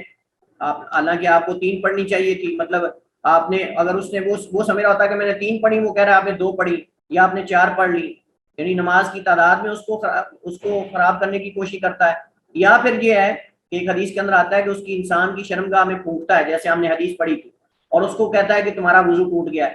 تو اللہ کے نبی علیہ السلام نے فرمایا کہ فلا یخرجن حتی یسمع صوتا او یجد ریحا، جب تک وہ اس کی آواز اور سمیل نہ محسوس کر لے تب تک اس کو نماز چھوڑ کے نہیں جانا چاہیے. تو دل کا التفات بہت برا التفات ہے، دل کا التفات بہت برا التفات ہے. دل ہمارا نماز میں متوجہ ہونا چاہیے اللہ کے حضور، اور اس طرح جو ہے وہ اللہ تعالیٰ کے قرب کا انسان کو تخیل ذہن کے اندر رکھنا چاہیے. نظر کے ساتھ التفات کرنا یعنی اسے دائیں بائیں یا اوپر نیچے پھیرنا، اس کی مختلف صورتیں ہیں. ایک تو یہ کہ بغیر کسی مجبوری اور حاجت کے ہو تو مکروہ ہے، بغیر کسی مجبوری اور حاجت کے ہو تو مکروہ ہے. اس کی دلیل حضرت عائشہ رضی اللہ تعالیٰ عنہ کی حدیث ہے، جو کہ ہمارے یہاں جو ہے وہ کتاب کے اندر حدیث نمبر 190 ہے، 190 غالباً 90 نمبر حدیث ہے جو مترجم کتاب ہے اس کی. حضرت عائشہ رضی اللہ تعالیٰ عنہ روایت کرتی ہیں، قالت، انہوں نے کہا، سألت رسول اللہ صلی اللہ علیہ وسلم، میں نے اللہ کے نبی علیہ السلام سے سوال کیا، ان الالتفاتی، نماز میں التفات کرنے کے بارے میں. التفات کا مطلب کیا ہوتا ہے؟ یہی جو ہم پڑھ رہے ہیں کہ یا تو نظر کے ساتھ التفات ہے، یا گردن کو مروڑ کر التفات ہے، اوپر نیچے دیکھنا، دائیں بائیں دیکھنا، یہ التفات ہے. حضرت عائشہ فرماتی ہے کہ میں نے اللہ کے رسول علیہ السلام سے التفات کے بارے میں سوال کیا. التفت یلتفت میں تھا مڑ کے دیکھنا، لیکن یہاں مراد نظر کو گھمانا ہے. تو اللہ کے نبی سے میں نے سوال کیا، نماز میں التفات کرنے سے یا نظروں کو پھیرنے سے یا مڑ کر دیکھنے سے، فقال، تو آپ نے فرمایا، ہوا اختلاس یختلس الشیطان من صلاۃ العبد، یہ اچکنا ہے. اختلاس یختلس، اختلاس باب افتعال سے کسی چیز کو اچک لینا، کسی چیز کو جپٹ مار کے اچک لینا، اس کو کہتے ہیں. تو فرمایا ہوا اختلاس، یہ اچکنا ہے، یختلس الشیطان من صلاۃ العبد، جسے اچکتا ہے شیطان بندے کی نماز سے، یعنی اجر کو شیطان اچکتا ہے، انسان کو برگلا کر، انسان کی نظریں گھما کر ادھر ادھر، تو انسان کے نماز کے اجر میں سے اجر کو ضائع کرتا ہے اس طریقے سے. لہذا ہمیں چاہیے کہ ہم اپنی نظروں کو ادھر ادھر نہ گھمائیں، بلکہ اپنے سجدے کی جگہ پہ رکھیں، جیسا کہ ہم نماز کے طریقے کے اندر انشاءاللہ پڑھیں گے کہ آدمی کی نظر کہاں ہونی چاہیے اور اس کا طریقہ کیا ہے. تو یہ انسان جو ہے وہ جب اس کی نظر ادھر ادھر جائے تو اس کو چاہیے کہ اپنی نظر کو ایک جگہ پہ رکھے اور وہ سجدے کی جگہ ہے. اور شیطان اچکتا ہے انسان کے اجر سے، کوشش کرتا ہے کہ انسان کے نماز کے اجر کو ضائع کر۔ تو یہ کیوں منع کیا گیا؟ اس وجہ سے کیونکہ اس سے نماز کے خشوع خضوع میں خلل آتا ہے اور اس کے اجر میں کمی واقع ہوتی ہے۔ وہاں دیکھتے تھے ہم مدینہ میں جو افریقہ کے لوگ بیچارے جاہل قسم کے کچھ ہوتے تھے، بدو قسم کے لوگ جو آتے تھے، جو تہذیب سے بالکل ناواقف ہوتے تھے، ہم دیکھتے تھے وہ ایک تو ہاتھ چھوڑ کے نماز پڑھتے ہیں، وہ افریقہ کے جو لوگ ہیں ایک تو ہاتھ چھوڑ کے نماز پڑھتے ہیں، اور دوسرا یہ ہے کہ جہاں کوئی سامنے آ رہا ہوتا تھا نا اس کو دیکھ رہے ہوتے تھے، جہاں کوئی آ رہا ہوتا اس کو دیکھ رہے ہوتے تھے، تاکہ اگر وہ اندر والے گیٹ پہ کھڑے ہیں نا تو باہر والے گیٹ پہ کوئی بندہ جا رہا ہے تو اس کو دیکھ رہے ہوتے، حتیٰ کہ اگر آپ اپنا جوتا، وہ سنتے پڑ رہے ہیں نا، آپ اپنا جوتا اٹھانے لگے تو وہ آپ کو دیکھنے لگ جائیں گے مڑ کے، لیکن میرا جوتا تو نہیں اٹھا رہا۔ یعنی یہاں تک ہم نے دیکھا کہ وہ ایسے مڑ کے پورا مڑ جاتے تھے، ایسے نماز ہاتھ چھوڑ کے پڑھ رہے ہیں اور ادھر ادھر دیکھ رہے ہیں، سامنے وہ دور تک دیکھ رہے ہیں، کبھی پیچھے مڑ کے دیکھتے ہیں، کبھی ادھر دیکھتے ہیں، تو انہیں ان بیچاروں کو پتہ ہی نہیں اس مسئلے کا۔ تو اس چیز سے نماز کے خشوع خضوع میں خلل واقع۔ ایک تو یہ کہ بغیر کسی مجبوری کے التفات کرنا، دوسرا کسی مجبوری کی وجہ سے، اگر کوئی مجبوری ہو تھوڑا التفات کرنا پڑ جائے تو کوئی حرج نہیں ہے۔ راجح قول کے مطابق کوئی، جیسا کہ صحابہ کرام نے ابو بکر رضی اللہ تعالیٰ عنہ کی امامت میں نماز پڑھتے ہوئے جب اللہ کے نبی علیہ السلام کو مسجد میں آتے ہوئے دیکھا، ابو بکر رضی اللہ تعالیٰ عنہ بھی دیکھ کر پیچھے ہٹنا شروع ہو گئے،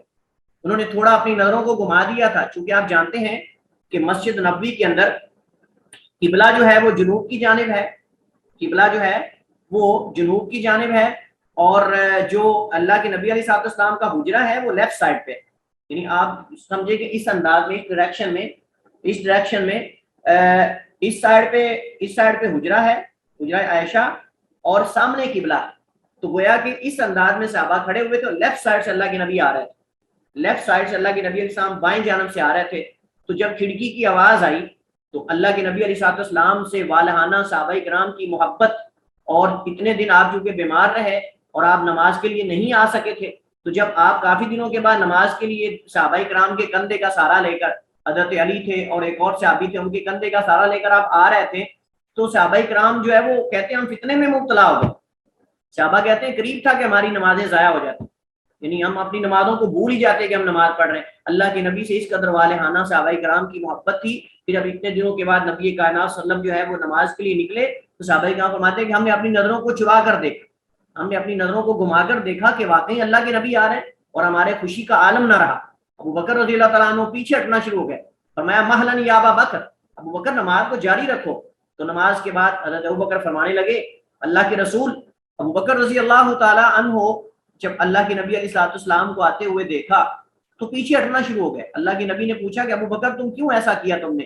تو فرمانے لگے یا رسول اللہ، ابن ابی قحافہ کی کیا جرت ہے کہ نبی کائنات پیچھے ہوں اور وہ امامت کے مصلی پہ کھڑے۔ نبی کریم علیہ السلام کے ساتھ صحابہ کرام کی محبت کا انداز یہ تھا اور آپ کے احترام کا انداز یہ تھا کہ ابو بکر رضی اللہ تعالیٰ عنہ، حالانکہ اللہ کے نبی علیہ السلام نے ان کو کھڑا کیا تھا، تو فرما رہے ہیں کہ اللہ کے رسول ابن ابی قحافہ کی کیا جرت ہے کہ نبی کائنات پیچھے ہوں اور ابو بکر آگے کھڑے۔ یہ تو نظروں کے ساتھ، آنکھوں کے ساتھ التفات کرنے کے بارے میں ہم پڑھ رہے تھے۔ پورے جسم کے ساتھ التفات کرنا راجح قول کے مطابق اس سے نماز باطل ہو جاتی ہے۔ اگر ایک انسان پورے جسم کے ساتھ التفات کرتا ہے، مڑ جاتا ہے، التفات کا معنی ہوتا ہے مڑ جانا، اگر پورا جسم گھما دیتا ہے حتیٰ کہ سر بھی، تو یہ تو سلام پھیرنے کی طرح اس سے نماز جو ہے وہ باطل ہو جاتی ہے۔ نماز میں نظر کو دائیں بائیں دوڑانا یا نظر سے التفات کرنا مکروہ۔ تو نماز میں نظر کو دائیں بائیں دوڑانا یہ تو ہم نے پڑھا کہ مکروہ ہے، لیکن آسمان کی طرف نگاہوں کو اٹھانا یہ حرام ہے۔ اوپر آسمان کی طرف نگاہوں کو اٹھانا یہ حرام ہے۔ بعض لوگ اپنی نگاہیں آسمان کی طرف اٹھاتے تھے، اللہ کے نبی صلی اللہ علیہ وسلم نے فرمایا کہ لوگ اپنی آسمان کی طرف نگاہوں کو اٹھانے سے باز آ جائیں، یا پھر اللہ تعالیٰ ان کی نگاہوں کو اچک لے گا، یا پھر اللہ تعالیٰ ان کی بصارت کو، ان کی نگاہوں کو اللہ تعالیٰ اچک لے گا۔ اس بات کا ڈر ہے کہ اللہ ان کی نگاہوں کو نہ اچک لے۔ تو یہاں وعید بیان ہوئی ہے، اور وعید جو ہے کسی حرام کام کے لیے ہوتی ہے، کسی مکروہ کام کے لیے نہیں ہوتی، جیسا کہ انشاءاللہ ہم کتاب کے اندر سے یہ حدیث پڑھیں گے۔ نماز میں آنکھیں بند کرنے کا مسئلہ، کیا نماز میں آنکھیں بند کی جا سکتی ہیں؟ تو صحیح بات یہ ہے کہ علماء نے نماز میں آنکھیں بند کرنے کو مکروہ سمجھا ہے۔ بعض علماء کہتے ہیں کہ نماز میں آنکھیں بند کرنا مکروہ ہے، لیکن اگر اس کے بغیر خشوع خضوع نہ آ رہا ہو، سامنے کوئی ایسی چیز ہے یا سامنے کوئی لوگ گزر رہے ہیں یا کوئی اور مسئلہ ہے کہ آنکھیں بند کیے بغیر انسان کی نماز ضائع ہو رہی ہے، تو پھر اگر خشوع خضوع اس کے بغیر ممکن نہ ہو تو کچھ دیر کے لیے آنکھیں بند کر سکتا ہے۔ اصل یہ ہے کہ نماز میں آنکھیں بند کرنا مکروہ عمل ہے، لیکن اگر نماز میں خشوع خضوع ممکن نہ ہو رہا ہو اس کے بغیر تو پھر بعض علماء نے آنکھیں بند کرنے کی اجازت دی ہے، لیکن مسلسل نہیں، بلکہ کبھی بند کر لے کبھی کھول لے، لیکن اصل نظر انسان کی اس کے سجدے کی جگہ پہ ہونی چاہیے۔ دوران سجدہ دونوں بازوؤں کو زمین کے ساتھ لگانا یہ بھی منع ہے، یہ بھی جائز نہیں ہے۔ دونوں بازوؤں کو زمین پر ایسے لگا دینا جیسے کتا لگاتا ہے، جیسے کتا اپنے بازو کو بچھا دیتا ہے زمین کے ساتھ، بالکل ٹچ کر دینا کہ بازو بالکل جو ہے وہ نیچے زمین پہ لگ جائیں۔ حضرت انس بن مالک رضی اللہ تعالی عنہ روایت کرتے ہیں، فرماتے ہیں وہ نبی علیہ السلام سے بیان کرتے ہیں، قالا آپ نے فرمایا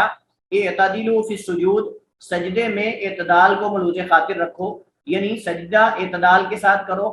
اور ولا یبسط احدکم ذراعیہ، اور نہ پھیلائے تم میں سے کوئی ایک اپنے بازوؤں کو، بسط یبسط میں نہ ہوتا پھیلانا، احدکم تم میں سے کوئی ایک ذراعیہ اپنے بازوؤں کو، انبساط الکلب کتے کے بچھانے کی طرح، ولا یبسط احدکم ذراعیہ انبساط الکلب، اور نہ پھیلائے تم میں سے کوئی اپنے بازوؤں کو کتے کے بچھانے کی طرح، پھیلانے کی طرح۔ تو آپ جانتے ہیں کہ کتا بالکل اپنے بازو نیچے لگاتا ہے، تو بازو اس انداز میں زمین پہ ہاتھ رکھنے چاہیے کہ پہلوؤں سے الگ رہیں،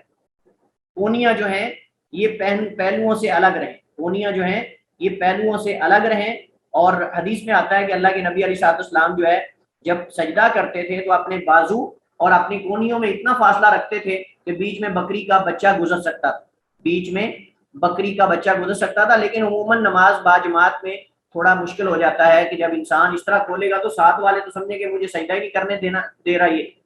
تو البتہ ایک اعتدال کے ساتھ انسان کو بازو کھولنے چاہیے، نہ تو بہت زیادہ کھول لے اور نہ بالکل اپنے بازو کو سمیٹ کر جو ہے وہ اپنے پہلو کے ساتھ لگا لے۔ اب مجھے بتائیے کہ اگر کسی مکتبہ فکر میں یا کسی فقہ میں اگر یہ بتایا جائے کہ عورت جو ہے وہ اپنے بازو جو ہے وہ پہلو کے ساتھ ملا کر نماز پڑھے گی، اور حدیث کے اندر تو یہاں فرق نہیں کیا گیا مرد اور عورت کی نماز میں، حدیث کے اندر تو اللہ کے نبی علیہ السلام برابر ذکر کر رہے ہیں کہ اپنے بازو کھول کے رکھو، اور بعض حدیث کے اندر باقاعدہ آتا ہے کہ اللہ کے نبی علیہ السلام اپنے بازوؤں کو پہلو سے الگ رکھتے، اپنے بازو کو پہلو سے، جیسے میں ابھی آپ کے سامنے حدیث ذکر کر رہا ہوں کہ بکری کا بچہ بیچ میں سے گزر جاتا تھا آپ کے پہلو اور بازو کے درمیان میں سے۔ تو بعض فقہا پتہ نہیں کہاں سے دلیل لیتے ہیں، کہتے ہیں جی عورت کو چاہیے کہ وہ اپنے بازو جو ہے وہ اپنے پہلو کے ساتھ رکھے اور بچھا کر رکھے، حالانکہ حدیث کے اندر واضح طور پہ کتے کے بچھانے کی طرح اللہ کے نبی نے کہا ایسا نہ کریں۔ تو پہلو کے ساتھ بالکل سمیٹنا بھی جائز نہیں، اور بازوؤں کو زمین پر بالکل بچھا دینا یہ بھی جائز نہیں ہے۔ بازو اٹھے ہونے چاہیے، پہلوؤں سے جدا ہونے چاہیے، اور اتنے بھی کھلے نہیں ہونے چاہیے کہ ساتھ والا سجدہ کرتے ہوئے اس کو دقت ہو۔ اس کے بعد ایک موٹا سا قاعدہ ہے، وہ یہ ہے کہ ہر وہ حرکت یا فعل جس سے خشوع خضوع میں خلل پیدا ہوتا، ہر وہ حرکت یا فعل جس سے نماز کے خشوع خضوع میں خلل پیدا ہوتا ہو اس کا کرنا مکروہ ہے، نماز میں یعنی مکروہات نماز میں سے۔ اور اگر وہ ایسا کام ہو کہ جس سے خشوع خضوع سرے سے ہی جاتا رہے تو اس کا کرنا صرف مکروہ ہی نہیں بلکہ حرام ہو جاتا ہے، تو اس کا کرنا صرف مکروہ ہی نہیں بلکہ حرام ہو جاتا ہے۔ جیسا کہ مثلا نماز کے اندر کہہ کے لگا کے ہنسنا،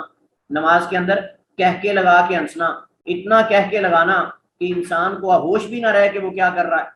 تو یہ تو حقیقت میں نماز کے ساتھ استہزاء ہے، اور اللہ کے حضور انسان کھڑا ہو اور اللہ تعالیٰ کے سامنے کھڑا ہو اور اللہ تعالیٰ سے سرگوشیاں کر رہا ہو، اور اس کے باوجود انسان جو ہے وہ کہہ کے لگا کے ہنسے، انسان جو ہے وہ کہہ کے لگا کے ہنسے، تو یہ درست نہیں ہے۔ ہاں البتہ اگر نہ چاہتے ہوئے انسان کے کنٹرول میں نہ رہے ہنسی تو یہ ایک الگ مسئلہ ہے، لیکن جان بوجھ کے ہنسنا اور کہہ کے لگا کے ہنسنا یہ ایک ایسی حرکت ہے جس سے نماز باطل ہو جاتی ہے، جس سے نماز باطل ہو جاتی ہے، کیونکہ ایک تو نماز کے ساتھ استہزاء ہے، مذاق ہے، اور دوسرا یہ ہے کہ اس سے نماز کا خشوع خضوع بالکل جاتا رہتا ہے، اور جب خشوع خضوع جاتا رہے تو اس وقت پھر انسان کی نماز باطل ہو جاتی ہے۔ اس باب کی جو بقیہ حدیث ہیں وہ ہم کتاب سے پڑھتے ہیں، مسائل ہم نے پڑھ لیے، اب ہم حدیث کی طرف چلتے ہیں۔ یہ حدیث ہم نے جو آخری پڑھی تھی حضرت عائشہ رضی اللہ تعالیٰ عنہ کی التفات کے بارے میں، دوبارہ اس کو پڑھ دیتا ہوں میں۔ حضرت عائشہ رضی اللہ تعالیٰ عنہ روایت کرتی ہیں، قالت انہوں نے کہا سالت رسول اللہ صلی اللہ علیہ وسلم، میں نے سوال کیا اللہ کے نبی سے، ان الالتفات فی الصلاۃ، نماز میں التفات کرنے کے بارے میں، فقال، تو آپ نے فرمایا ہوا اختلاس، وہ اچکنا ہے، یہاں جپٹنا لکھا ہوا ہے لیکن اصل میں اچکنا ایک ہی معنی ہے، وہ اچکنا ہے، یختلس شیطان، اچکتا ہے اس اجر میں سے شیطان، من صلاۃ العبد، بندے کی نماز میں سے۔ اسے بخاری نے روایت کیا، ولی ترمذی یا نانا سے، اور ترمذی کہ ہاں حضرت انس بن مالک سے روایت انہوں نے صحیح بھی قرار دیا ہے، اس میں یہ ہے ایاک والالتفات فی الصلاۃ، کہ خبردار کہ تم نماز میں التفات کرو، خبردار کہ تم نماز میں ادھر ادھر دیکھو یا نظر کو دوڑاؤ، فإنہ ہلاکۃ، کیونکہ یہ موجب ہلاکت،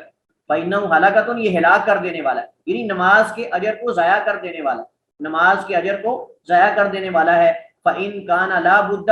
ففی التطوع، ہاں اگر کوئی مجبوری ہو تو نفل نماز میں کر سکتے ہیں، فرض نماز میں جائز نہیں۔ تو اس حدیث میں ہمیں ایک اور مزید فائدہ ملتا ہے، یعنی حدیث تو پہلے والی ہے لیکن حضرت انس بن مالک سے کچھ الفاظ کا اضافہ ہے، اور وہ یہ ہے کہ اگر کوئی چارہ نہ ہو، مجبوری بن جائے، تو پھر نفل نماز میں ادھر ادھر دیکھ سکتے ہیں، لیکن فرض نماز میں ادھر ادھر دیکھنا یہ جائز نہیں ہے۔ تو آپ یہاں سے اندازہ لگا سکتے ہیں کہ ادھر ادھر نماز میں دیکھنا، التفات کرنا، اس سے نماز کے خشوع خضوع میں خلل واقع ہوتا ہے، اور بسا اوقات اگر انسان آسمان کی طرف دیکھتا ہے یا مڑ کر دیکھتا ہے پورا اپنے پورے بدن کو گھما کر، تو اس سے نماز انسان کی باطل ہو جاتی ہے۔ حضرت انس بن مالک کی حدیث ہے، حضرت انس بن مالک رضی اللہ تعالیٰ عنہ سے حدیث ہے، کون پڑھے گا آپ میں سے؟ یلا سورہ، سر میں پڑھوں، میری آواز آ رہی ہے ابھی؟ ہاں پڑھیں۔ وعن انس رضی اللہ تعالی عنہ قال قال رسول اللہ صلی اللہ علیہ وسلم اذا كان احدكم في الصلاة فانه يناجي ربه فلا يبصقن بين يديه ولا عن يمينه ولكن عن شماله تحت قدمه، متفق عليه وفي رواية او تحت قدمه۔ احسنتی۔ انس بن مالک خادم رسول اللہ صلی اللہ علیہ وسلم روایت کرتے ہیں رضی اللہ عنہ کہ وہ قالا، انہوں نے کہا، قالا رسول اللہ صلی اللہ علیہ وسلم، نبی علیہ السلام نے فرمایا، اذا کان احدکم فی الصلاۃ، جب تم میں سے کوئی ایک ہوتا ہے نماز میں، اذا کانا، جب تم میں سے کوئی ہو یا ہوتا ہے، فی الصلاۃ، نماز میں،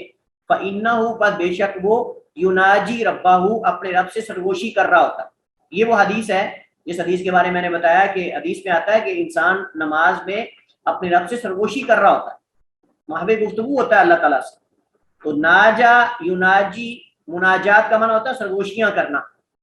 تو فإنہ یناجی، یہ مضارع ہے، پر بے شک وہ سرگوشی کر رہا ہوتا ہے ربہ، اپنے رب سے، فلا یبصقن، بصقا یبصق معنی ہوتا ہے تھوکنا، بصقا یبصق معنی ہوتا ہے تھوکنا، یہ مضارع ہے۔ فلا یبصقن، نون جو ہے تاکید کے لیے لایا گیا ہے، نون ثقیلہ، یہ تاکید کے لیے لایا جاتا ہے، اصل میں فلا یبصق، فلا یبصقن، پس نہ وہ تھوکے، بین یدی، اپنے سامنے، ولا ان یمینہ، اور نہ اپنے دائیں، ولیکن ان شمالہ، تحت قدمہ، لیکن اپنے بائیں جانب اگر چارہ نہ ہو، اگر مجبوری ہو تو پھر اپنی بائیں جانب تھوکے، لیکن بائیں قدم کے نیچے، بائیں قدم کے نیچے اس کو رگڑ دے یا اس کو مل دے، چونکہ اس دور کے اندر مساجد کچی ہوتی تھی، اس دور کے اندر مساجد کچی ہوتی تھی، نیچے مٹی وغیرہ ہوتی تھی، ڈسٹ وغیرہ ہوتی تھی، تو اس کے اندر وہ تھوک وغیرہ جو ہے وہ خلط ملط ہو جاتا تھا، تو اس وجہ سے آپ نے یہ کہا، آپ نے تلقین کی کہ اگر چارہ نہ ہو تو پھر انسان اپنے بائیں قدم کے نیچے تھوک لے۔ بعض حدیث کے اندر آتا ہے کہ اللہ کے نبی علیہ السلام، جیسا کہ مصنف شاید آگے ذکر کریں گے، جیسا کہ اللہ کے نبی علیہ السلام نے دیکھا کسی بندے نے دیوار پہ تھوک دیا، کسی بندے نے دیوار پہ تھوک دیا، اللہ کے نبی بہت سخت غصے میں ناراض ہوئے، اور پھر آپ صلی اللہ علیہ وسلم خود اپنے ہاتھ سے اس کو صاف کر رہے تھے، تو اللہ کے نبی سے کہ اللہ کے گھر اس لیے نہیں بنائے گئے۔ تو بہرحال مسجد کے اندر اس دور کے اندر یہ اجازت دی گئی تھی، لیکن اس دور کے اندر اگر آپ تھوکیں گے نا تو پھر خیر نہیں۔ بابے جو ہوتے ہیں نا مسجد کے اندر، کچھ بابے بزرگ ہوتے ہیں، ان کے بعد کھونڈیاں بڑی مضبوط ہوتی ہیں، ان کے بعد ڈنڈے بڑے مضبوط ہوتے ہیں، کھونڈیاں، تو اسی سے ہی وہ پکڑ لیں گے اگر کوئی مسجد میں تھوکے گا تو۔ وفی روایت، اور ایک روایت میں ہے، او تحت قدمہ، یا اپنے قدم کے نیچے، ولیکن عن شمالہ کی بجائے او تحت قدمہ، یا اپنے قدم کے نیچے، یعنی وہ اس کو تھوک لے۔ تو یہاں یعنی یمین شمال کا ذکر نہیں، صرف یہ کہ اپنے قدم کے نیچے تھوک لے۔ تو اس حدیث کے اندر ایک تو یہ ہے کہ نماز کے اندر انسان اپنے رب سے گفتگو، محو گفتگو ہوتا ہے، سرگوشی کر رہا ہوتا ہے، لہذا انسان کو مکمل توجہ کے ساتھ نماز پڑھنی چاہیے، خشوع و خضوع کے ساتھ نماز پڑھنی چاہیے، اور اگر انسان یہی سامنے رکھ لینا، اپنے ذہن میں بات بٹھا لے کہ میں اللہ سے سرگوشی کر رہا ہوں اور اللہ مجھے دیکھ رہا ہے اور اللہ تعالیٰ میرے قریب ہے، تو انسان کا خشوع و خضوع بہت بڑھ جاتا ہے، لیکن اگر انسان بالکل یہ ذہن کے اندر تصور لے کر نماز میں نہ آئے کہ میں اپنے رب سے گفتگو کرنے جا رہا ہوں یا اپنے رب سے، اور ایک اور اہم بات ہے وہ یہ ہے کہ جب نماز میں انسان سرگوشی کر رہا ہوتا ہے تو پھر مسواک کا بھی اہتمام کرنا چاہیے، پھر مسواک کا بھی اہتمام کرنا چاہیے اور صفائی اور ستھرائی کا اہتمام کرنا چاہیے، بالکل ایسے جیسے آپ کسی بڑے آدمی کو ملنے جاتے ہو تو آپ نئے کپڑے، سوٹ بوٹ، پالش اور سرما اور پتہ نہیں کیا کیا اس کا اہتمام کرتے ہو۔ تو اللہ رب العالمین کائنات کے رب کے لیے ملاقات کے لیے جاتے ہوئے ہم کیوں پرانے کپڑے پہن کے جاتے ہیں؟ یعنی بڑی عجیب بات ہوتی ہے کہ بعض لوگ جب مسجد میں آتے ہیں تو گویا کہ ان کے ہاں نماز کا کوئی اہتمام ہی نہیں ہوتا، باہر کہیں جائیں گے کسی بندے کو ملنے، حتیٰ کہ تھوڑا سا کہیں باہر جانا ہو تو نیا سوٹ پہن کے جائے گا اور جو ہے وہ بوٹ پہن کے جائے گا اور خوشبو لگا کے جائے گا اور پتہ نہیں کیا کیا کرے گا، لیکن اللہ کے حضور جب آتے ہیں تو پرانے سے اسمیل کے مارے ہوئے کپڑے، بدبودار کپڑے وہی پہن کے مسجد میں آ جاتے ہیں، حتیٰ کہ ساتھ والا قریب ہے کہ بے ہوش ہو کے گر پڑے، ساتھ والا قریب ہے کہ بے ہوشی کے عالم میں مبتلا ہو جائے۔ بعض لوگوں کے منہ سے اتنی اسمیل آ رہی ہوتی ہے کہ ساتھ والا بے ہوش ہونے کے قریب ہو جاتا ہے، بعض لوگوں کے کپڑوں سے اتنی اسمیل آ رہی ہوتی ہے کہ ساتھ والا بے ہوش ہونے کے قریب۔ اللہ کے نبی علیہ السلام کو کیوں خوشبو زیادہ محبوب تھی؟ اللہ کے نبی کیوں مسواک کی ترغیب دلاتے تھے اور آپ فرمایا کرتے تھے لولا نشق علی امتی لامرتهم بالسواک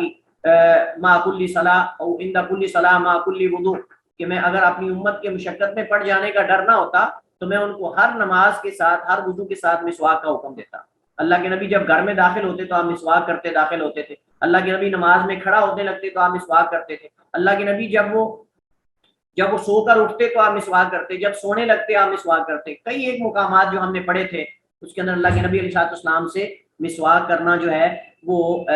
ثابت ہے۔ تو اس حدیث کے اندر انسان کو چاہیے کہ جب اللہ سے سرگوشی کرتا ہے، ایک تو التفات نہیں کرنا چاہیے دائیں بائیں، دوسرا پورے حضور قلبی کے ساتھ نماز پڑھنی چاہیے، خشوع خضوع کے ساتھ پڑھنی چاہیے اور صفائی اور ستھرائی کا اہتمام کرنا چاہیے۔ یہ سارے فائدے اس حدیث سے متعلق ہیں، یہ سارے فائدے اس حدیث سے متعلق ہیں۔ اور اس کے بعد اگر انسان کو بلغم آ جائے یا انسان کو تھوک آ جائے تو اس کو چاہیے کہ مسجد میں نہ تھوکے، اپنے کپڑے کے کنارے میں تھوک لے۔ جدید حالات میں، جدید دور میں ٹیشو ہوتے ہیں یا کپڑے کا کنارہ ہے تو اپنے کپڑے یا چادر یا رومال کے کنارے میں، اگر عورت ہے تو اپنے دوپٹے کے کنارے میں وہ تھوک لے، لیکن اس کو مسجد میں نہیں تھوکنا چاہیے۔ مسجدیں اللہ کے گھر ہیں اور ان کی عزت ہے، ان کا وقار ہے۔ جیسے آپ کو اگر کوئی آپ کے سامنے آپ کے گھر کی دیوار پہ تھوکے، آپ کے گھر کے سین کے اندر تھوکے تو آپ کو تکلیف پہنچتی ہے، یقیناً اللہ رب العالمین یہ گوارا نہیں کرتا کہ ہم اس کے گھر کے اندر آ کے تھوکیں، گند پھینکیں اور اس کے گھر کو جو ہے اس کی صفائی اور ستھرائی کا خیال نہ کریں، یا اس کے جیسے آپ کے گھر کوئی مہمان آئے اور وہ پرانے سے کپڑے پہن کے آئے اور بوسیدہ سی حالت لے کر آئے تو آپ کو بڑا عجیب سا لگتا ہے، ایسے اللہ تعالیٰ کو بھی یہ گوارا نہیں ہے کہ بندہ اس کے گھر کے اندر آئے اور صفائی کا اہتمام نہ کرے، خوبصورتی کا اہتمام نہ کرے، لباس کا اہتمام نہ کرے۔ اس وجہ سے اللہ تعالیٰ قرآن کریم میں فرماتا ہے یا بنی آدم خذوا زینتکم عند کل مسجد، یا بنی آدم خذوا زینتکم عند کل مسجد، کہ اے بنی آدم جب بھی تم نماز کے لیے آؤ یا مسجد کے لیے آؤ تو زیب و زینت اختیار کیا کرو۔ یہ اس حدیث سے متعلق۔ تو چونکہ یہ چیز جو ہے وہ نماز کے منافی ہے، اس کے اندر نماز کے خشوع خضوع میں خلل واقع ہوتا ہے، جب آگے تھوکے گا تو صاحب اللہ سے سرگوشی کر رہا ہے، اور سرگوشی کر رہا ہے اس کا مطلب اس کو اس چیز کی اہمیت ہی نہیں، اور یہ سرگوشی کرنا اور اللہ کے حضور جو ہے وہ حضور قلبی کے ساتھ کھڑا ہونا اس کے منافی ہے کہ انسان سامنے تھوکے یا اپنی دائیں جانب تھوکے۔ اور بعض حدیث کے اندر آتا ہے کہ عموماً کسی وقت بھی سامنے نہیں تھوکنا چاہیے، بعض حدیث کے اندر آتا ہے چلتے ہوئے سامنے نہیں تھوکنا چاہیے، دائیں جانب نہیں تھوکنا چاہیے بلکہ بائیں جانب تھوکنا چاہیے، بعض حدیث ایسی بھی ملتی ہے۔ حضرت انس بن مالک رضی اللہ تعالی عنہ سے ہی روایت ہے، قال انہوں نے کہا کانا قرام لعائشہ، حضرت عائشہ رضی اللہ تعالیٰ عنہ کے لیے ایک ڈیزائن والی چادر تھی۔ زیبائشی کا مطلب ڈیزائن والی چادر تھی، یعنی ایک پردہ تھا جس کے اوپر ڈیزائن ہوا تھا، ڈیزائننگ والی۔ زیبائشی کا مطلب ڈیزائن والی چادر تھی، کپڑا تھا، پردہ تھا۔ تو کہتی ہیں سترت بھی جانب بیتھا، سترت، حضرت انس کیونکہ بیان کر رہے ہیں، بعض حدیث میں حضرت عائشہ خود بیان کرتی ہیں۔ تو حضرت انس کہتے ہیں کانا کرام لعائشہ تھا، حضرت عائشہ کے لیے ایک چادر یا پردہ تھا جس کے اوپر ڈیزائن ہوا تھا، یعنی وہ جو آپ سمجھ لیں گڈائی والی تھی۔ سترت بھی جانب بیتھا، انہوں نے اس سے اپنے حجرے کی ایک جانب جو ہے وہ ڈانپی ہوئی تھی، یعنی ایک طرف سے پردہ کیا ہوا تھا۔ آگے کوئی چارپائی یا کوئی اور چیز ہوگی، جیسے ہمارے گھروں کے اندر روم ہوتے ہیں تو بعض کمروں کے اندر درمیان میں سے پارٹیشن کر دی جاتی ہے، یا کوئی چیز رکھ کے کپڑے وغیرہ تو اس کے آگے کپڑا لگا دیا جاتا ہے، پردہ وغیرہ لٹکا دیا جاتا ہے. تو حضرت انس کہتے ہیں سترت بھی جانب بیتھا، انہوں نے چھپایا ہوا تھا یا لٹکایا ہوا تھا اس کو اپنے حجرے کی ایک جانب. فقال لها النبی صلی اللہ علیہ وسلم، تو نبی علیہ الصلوۃ والسلام نے فرمایا امیتی عنا کرامہ کی ہذا.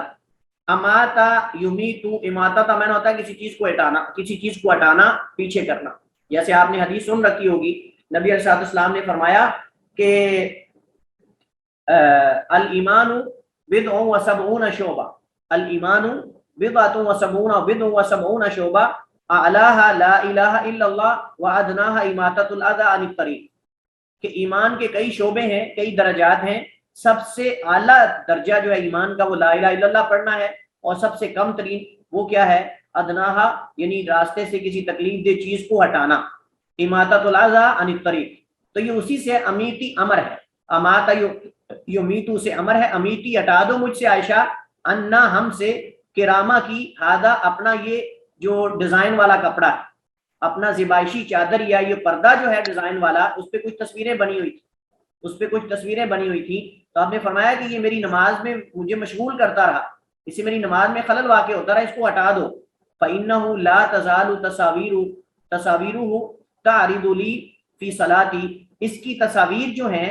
اس کے جو نقش ہیں وہ نماز میں ہمیشہ رہے ہیں میرے سامنے. فإنه پر بے شک لا تزال تصاویرہ، اس کے نقش جو ہیں، نقش و نگار ہمیشہ رہے ہیں میرے سامنے، تعرض پیش ہوتے میرے لیے فی صلاتی میری نماز میں، یعنی میری نماز میں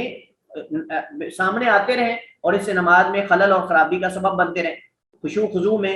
خلل واقع کرتے رہیں. تو اس وجہ سے مجھے اس سے ہٹا لو، ان کو مجھ سے ہٹا لو یا ہم سے ہٹا لو. واتفقا علی حدیثها فی قصتی، اور دونوں نے اتفاق کیا ہے، یعنی بخاری مسلم نے اتفاق کیا ہے علی حدیثها، حضرت عائشہ کی حدیث تک کی تخریج کرنے میں، فی قصتی انبجانیہ ابی جہم، یعنی انبجانیہ جو ابو جہم کا قصہ ہے اس کے حوالے سے، یعنی اس کو تخریج کرنے میں دونوں نے اس پہ اتفاق کیا ہے. اور انبجانیہ جو ہے اصل میں ابو جہم کی طرف نسبت ہے، یہ چادر کا ایک ٹکڑا ہوتا ہے، چادر کا ایک ٹکڑا ہے یا اوڑھنی وغیرہ کوئی بھی اس کو آپ کہہ سکتے ہیں. اور یہ ابو جہم نے اللہ کے نبی علیہ الصلوۃ والسلام کو جو ہے وہ ہدیہ کی تھی. ابو جہم نے یہ اللہ کے نبی علیہ الصلوۃ والسلام کو یہ ہدیہ کی تھی، تو مطلب وہ کپڑا جو انہوں نے،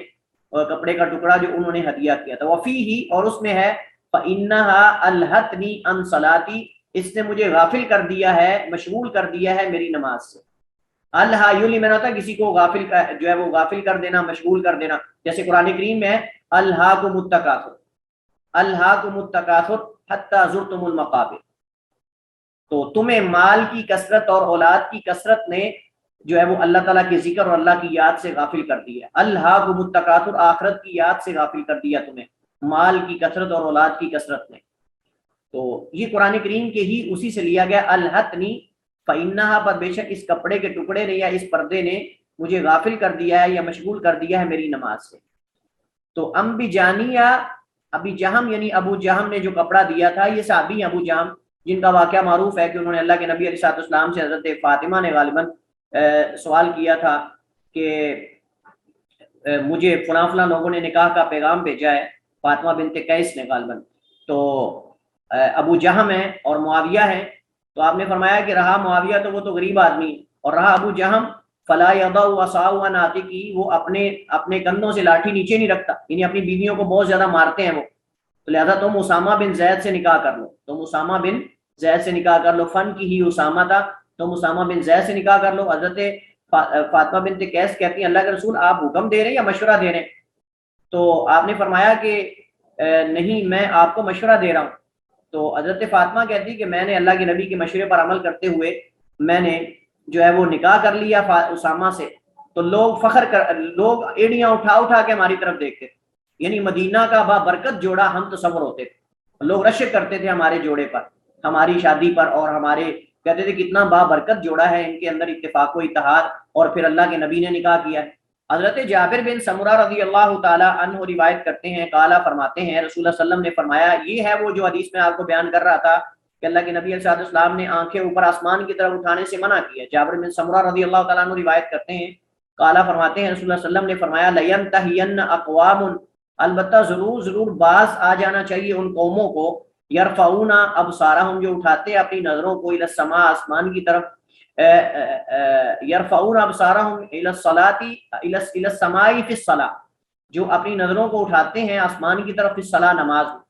او لا ترجع الیہم، یا شاید کہ وہ ان کی طرف دوبارہ لوٹ نہ سکیں، یعنی اگر وہ ایسا نہیں کریں گے، باز نہیں آئیں گے، تو پھر یہ آنکھیں ان کی طرف دوبارہ واپس نہیں لوٹیں گی، یعنی بینائی ان کی واپس نہیں لوٹے گی اور ان کی بینائی جاتی رہے گی۔ تو یہ وعید ہے، یہ سزا اللہ کے نبی صلی اللہ علیہ وسلم ڈرا رہے ہیں کہ تم ایسا نہ کرو۔ اگر باوجود اس حکم کے جاننے کے کوئی جان بوجھ کے ایسا کرتا ہے تو ہو سکتا ہے کہ اس کی نظر جو ہے وہ اللہ تعالیٰ اچک لے اور اللہ تعالیٰ اس کو اندھا کر دے۔ رواہ مسلم۔ وعنہا قالت، حضرت عائشہ سے ہی روایت ہے، قالت فرماتی ہیں رسول اللہ صلی اللہ علیہ وسلم سے میں نے سنا، آپ نے فرمایا کہ لا صلاۃ بحضرت الطعام ولا وهو يدافع الاخبث، نہیں ہے کسی کی نماز جب کھانا حاضر ہو جائے، ولا اور نہ ہی وهو يدافع الاخبثان، اس حال میں کہ اسے دو خبیث چیزیں دھکیل رہی ہوں، اسے دو خبیث چیزیں دھکیل رہی ہوں، مطلب اس کو یعنی ان کا سامنا ہو۔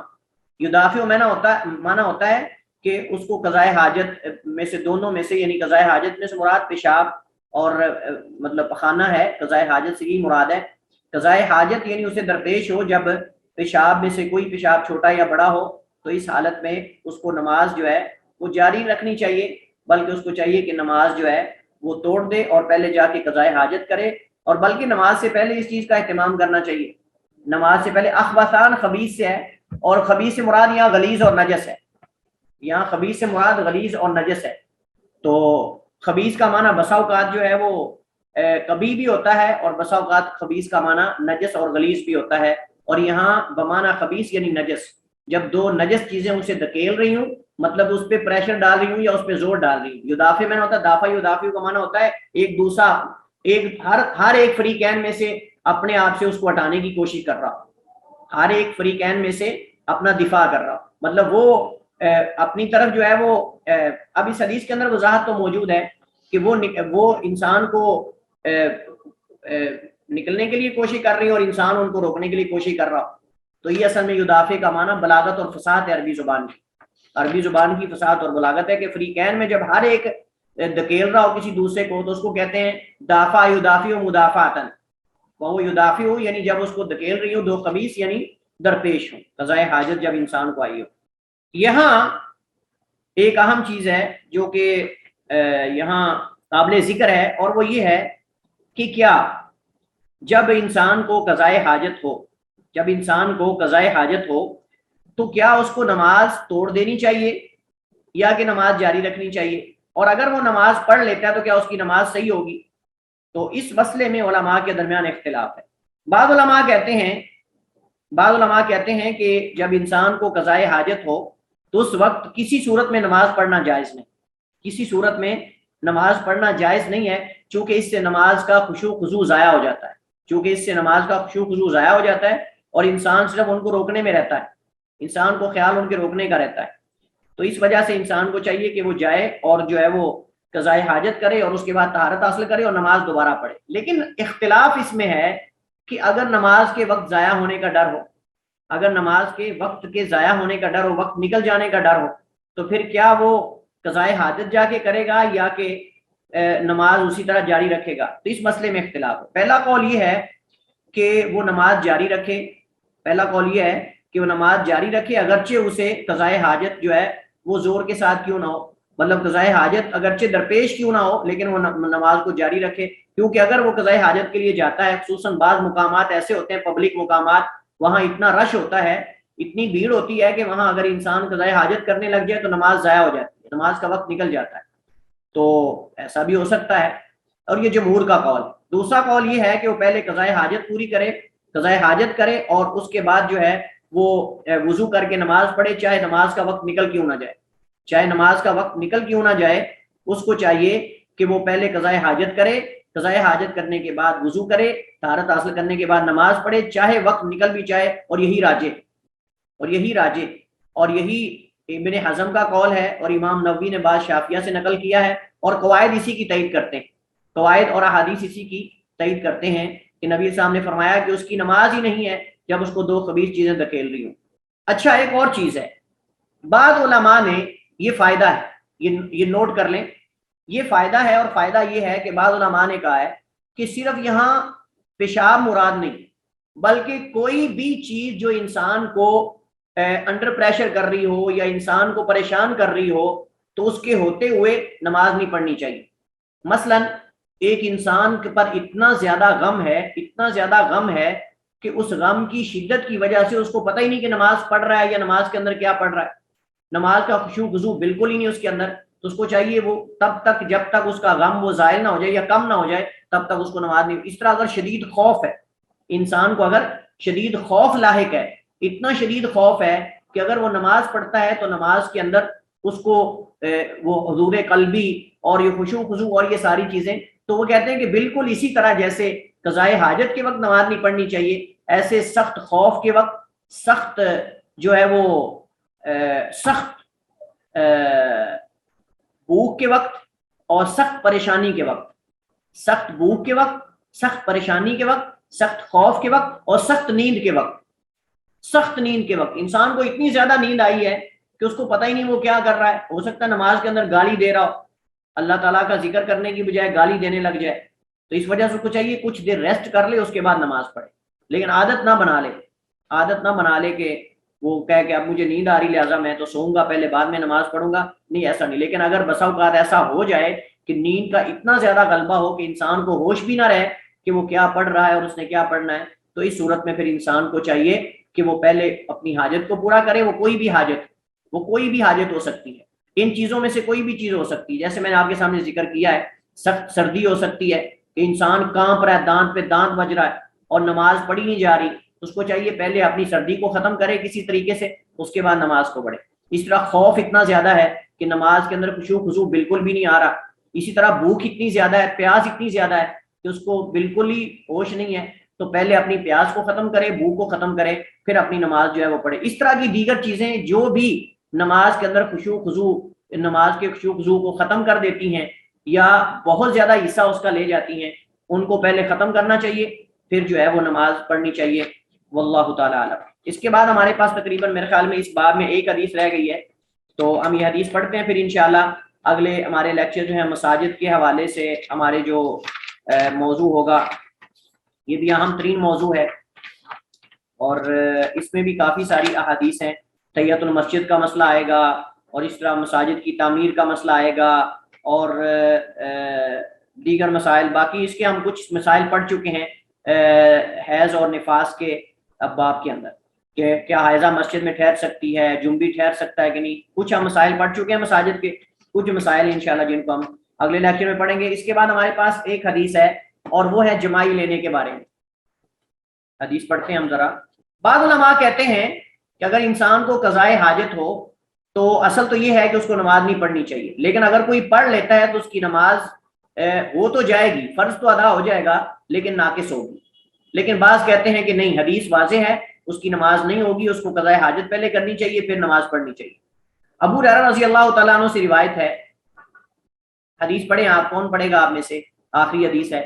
وعن ابی ہریرہ رضی اللہ تعالی عنہ ان النبی صلی اللہ علیہ وسلم قال التثاؤب من الشیطان فاذا تثاءب احدکم فلیکظم ما استطاع، رواہ مسلم